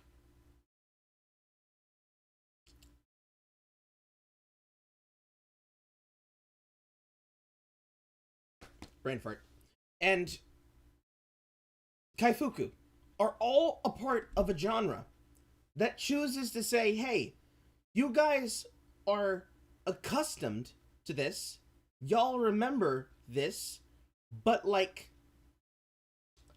do you actually? Do you actually understand? Do you know?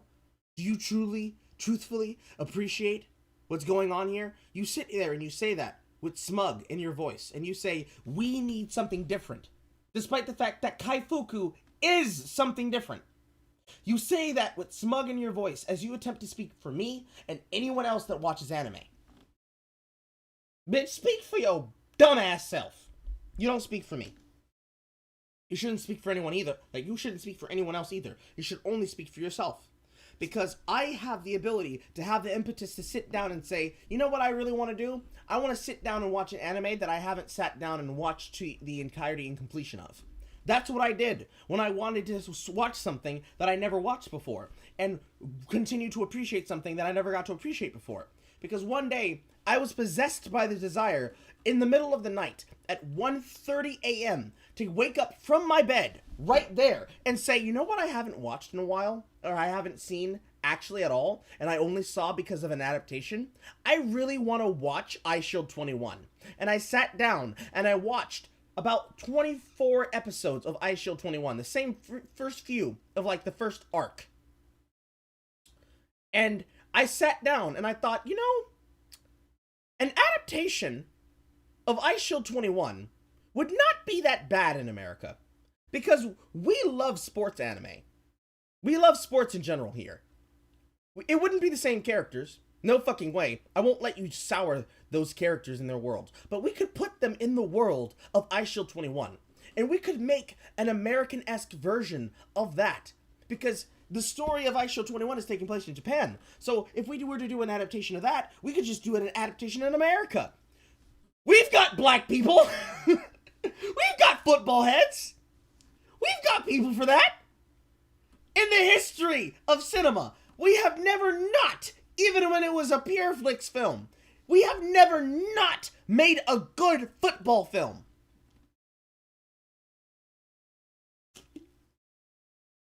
I'm partially memeing when I say we have black people, but much like how the black community have latched on to Dragon Ball Z and Dragon Ball in general, there are multiple groups that would latch onto that idea and say, oh yeah, this is one of ours. Hell yeah, hell yeah, hell yeah. Son of my Negro. Straight up. A story about a main character who has the power through the means of avoiding being bullied. He becomes fast. Who becomes a running back? whose story then inspires overseas in America people to develop the similar talent? Like, are you kidding? Are you kidding? And yes, I do remember the Titans. Like, Remember the Titans, Coach Carter, although Coach Carter kind of doesn't count because Coach Carter is basketball, but same difference. Which is to say, we don't fuck up sports films. Not often. You know? Not the Longest Yard. I'm thinking of something else. I'm thinking of the one that had, the one dude. Hold on. I'm thinking of it right now. Sandra Bullock.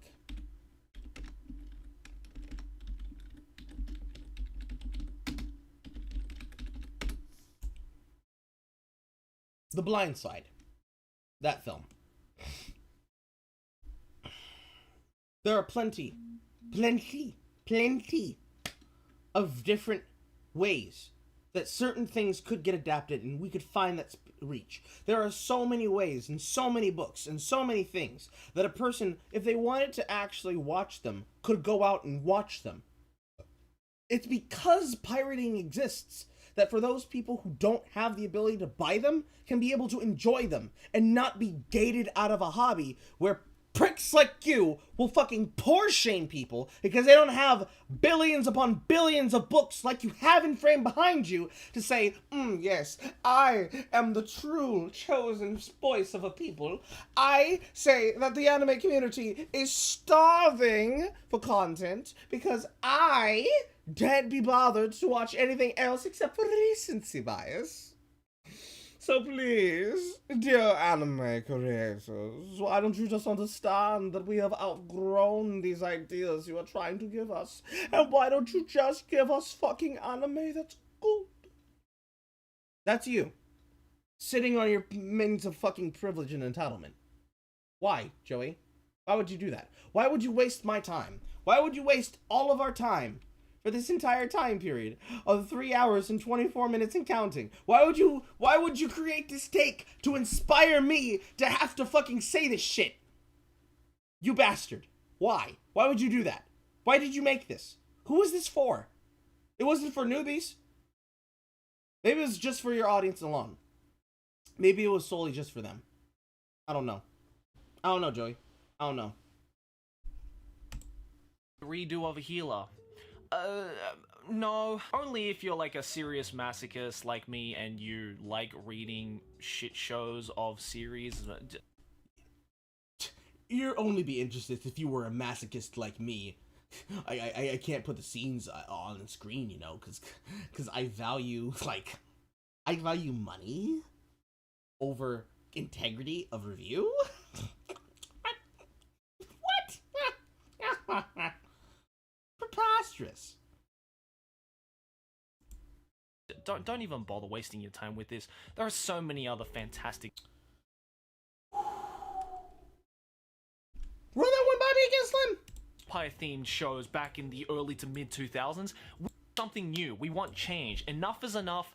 We need something new and refreshing now, please. So yeah, overall, do I recommend Redo of a Healer? No. Only if you're like a serious masochist like me and you like reading shit shows of series. Don't even bother wasting your time with this. There are so many other fantastic... Ah, that's what I thought you said. You bitch. How dare you? We need something new and interesting and different. No, you shouldn't even watch it. You shouldn't even waste your time with this. It's not valuable. If you're a sadomasochist, you should like it. What fucking chud would do that? I want to slug you. Right in your perfect digital face. Not the actual you, Joey. If this ever gets shared, but I just want to just like put your picture on a punching bag and just let me use it as my workout dummy. Dark fantasy series. Go and read Berserk or Claymore. Just that alone will show you how fucking amazing dark fantasy can be. And look, even after I've said all this, I'm probably still gonna check out the anime adaptation for it because I'm genuine. You're still not going to check out the anime adaptation because you're going to be starved for content, and you're going to want to do it because you're going to be starved for content. And you're going to want to do it because, oh man, there's those juicy clicks, dude, those views, the fucking likes, from setting it up and saying, oh man, this is a really well-made video where I fucking tear this thing apart without actually saying the truth about it. That's a thing that you will do. Because all anime YouTubers do it. It's too tempting. This is the kind of person who's never read 177-013, but does it for clout? Yes, absolutely.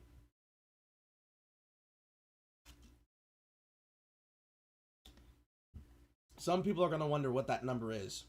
That's the archive lookup number for Emergence. Just excited for how big of a shitstorm this is going to stir up on the online anime community. It was hilarious when it happened with Goblin Slayer, and why would I miss out on some more fun? Look, the fact that I went out and bought the fucking light novel of this shit series just goes to show you that I ain't a pussy bitch, alright? I'm fully committed. Again, he's doing this for a second time, so that actually means that he's doing this to try and reiterate this point as though it's actually solid. No, like I said before, Joey, you saying, I'm not a pussy bitch that needs to pirate is not an excuse. We would not have most of our anime if it had not been for pirating. The biggest streaming site that supports the anime industry by taking 90% off the top, so much so that the industry heads themselves, like Terumi and Nashim, say directly by word when questioned, we have not seen an effect from overseas Western anime adaptation and syndication. You are the kind of idiot that sits there and says that shit loud and proud with a smile on your face and thinks, yes, this is equatable. This is equal to what I'm saying. It was bullshit when you said it the first time. It's still bullshit now, and it does not hold water. To the shit shows at this point. But yeah, whatever happens next with this show, I think we can all agree that our general reaction to all of it is going to be, what the fuck, Japan? But guys, let me know what you think about this in the comments below. What do you think about shows like this getting an anime adaptation? Or rather, what do you think about shows like this at all? Do you think they're just edgy shows for the sake of having shock value? Or is there some kind of substance to shows like this that...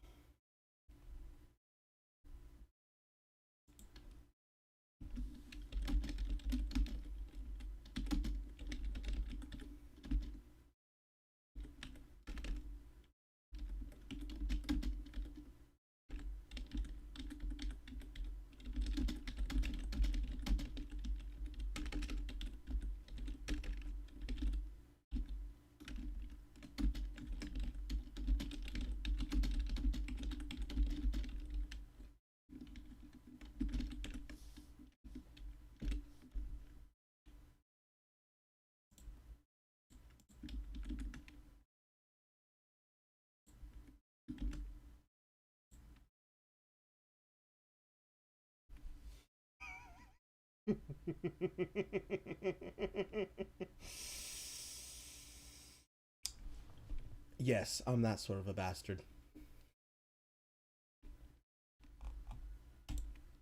I completely missed the point on. Also, I want to know, what is your overall view of the whole isekai trend in the anime industry right now? I talk about it in a lot of videos, especially when I...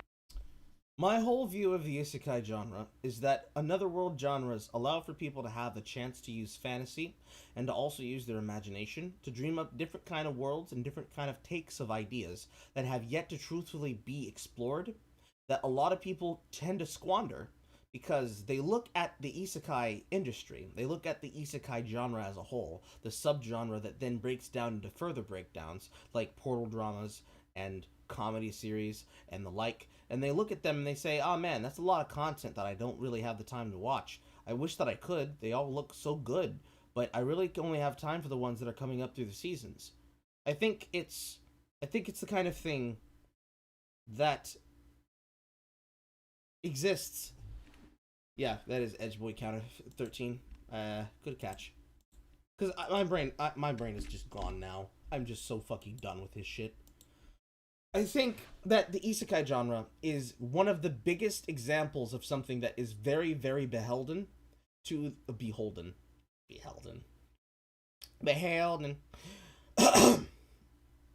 it is one of the franchises, and it's one of the genres tags that is very, very saturated with shit content. Actual shit animes that should not exist because they were made to be a cash grab, to try and produce a waifu for a season, whether that be for summer, winter, spring, or fall. Just clogged full of things like this. I think it's a popular tag that you would want to have in a story because it'll give you the opportunity to do things in a way that probably would not get done usually. It gives you an opportunity to tell a kind of story like Fushigi Yugi, which is to say, for those who have never heard of Fushigi Yugi.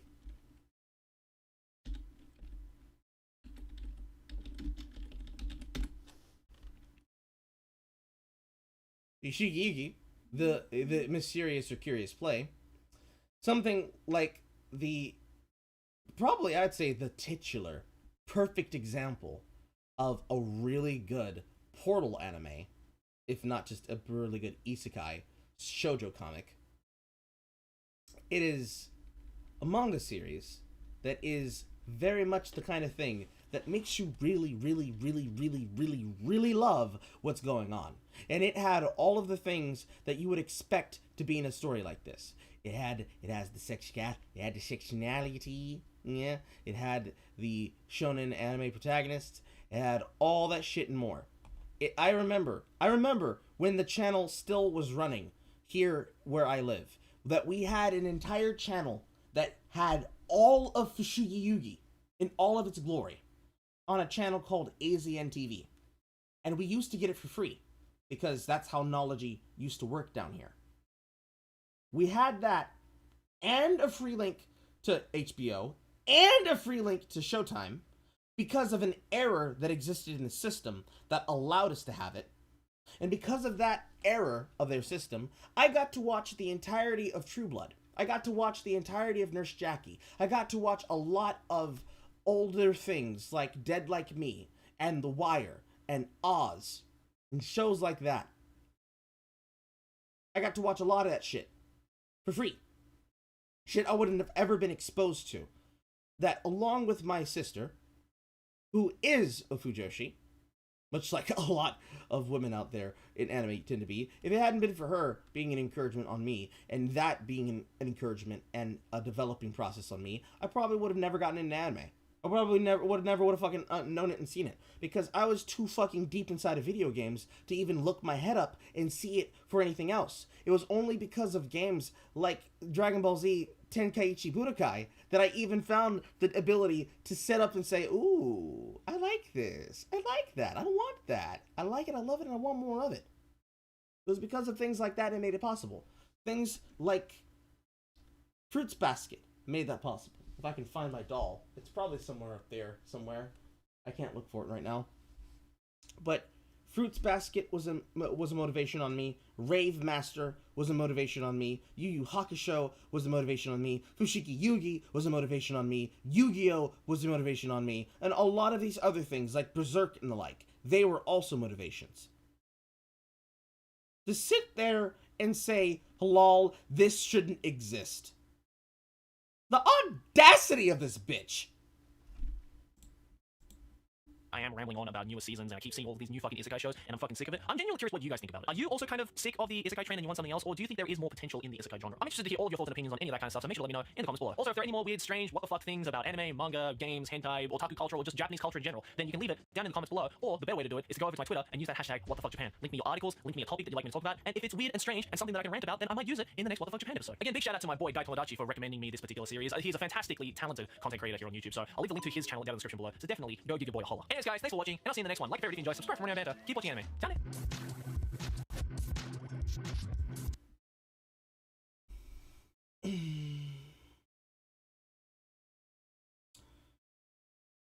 Before I end this, I will conclude with the following.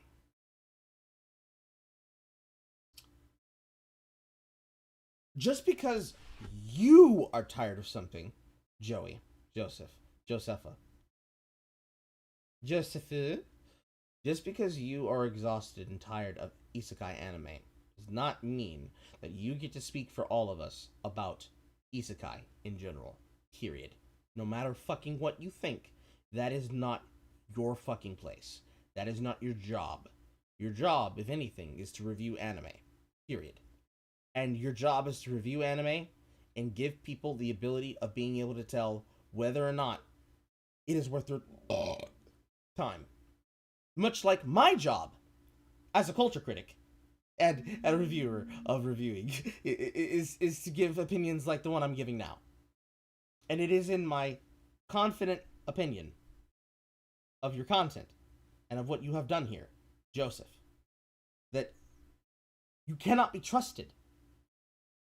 Off of one review, off of just one video, I have already come to the conclusion that I can never trust your opinion.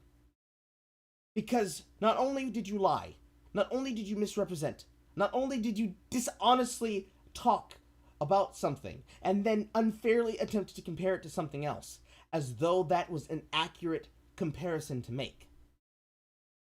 Even if you were tongue-in-cheek, even if I missed it, if this was supposed to all be just a joke, I have to take what I'm seeing on its face value. And what I'm seeing on face value is that this is bullshit.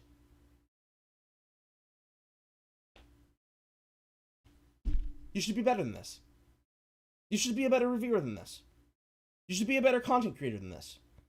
You should not need to descend to using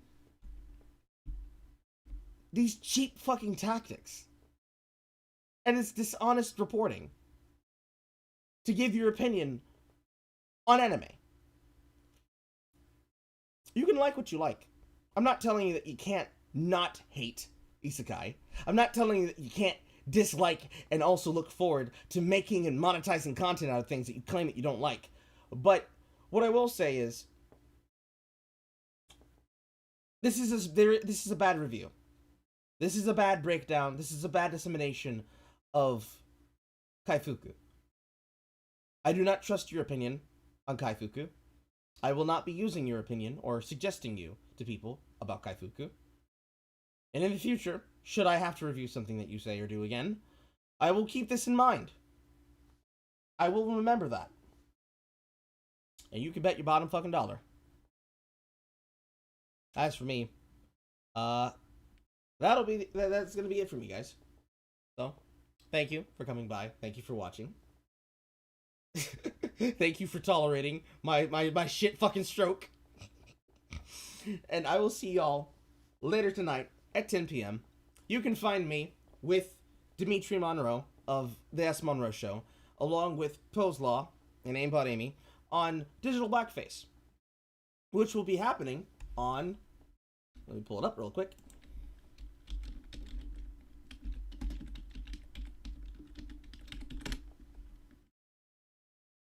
Which will be happening on this channel that I will link to you in the description. Or not even in the description, but link to you in the chat. I will be there to talk about topics and issues.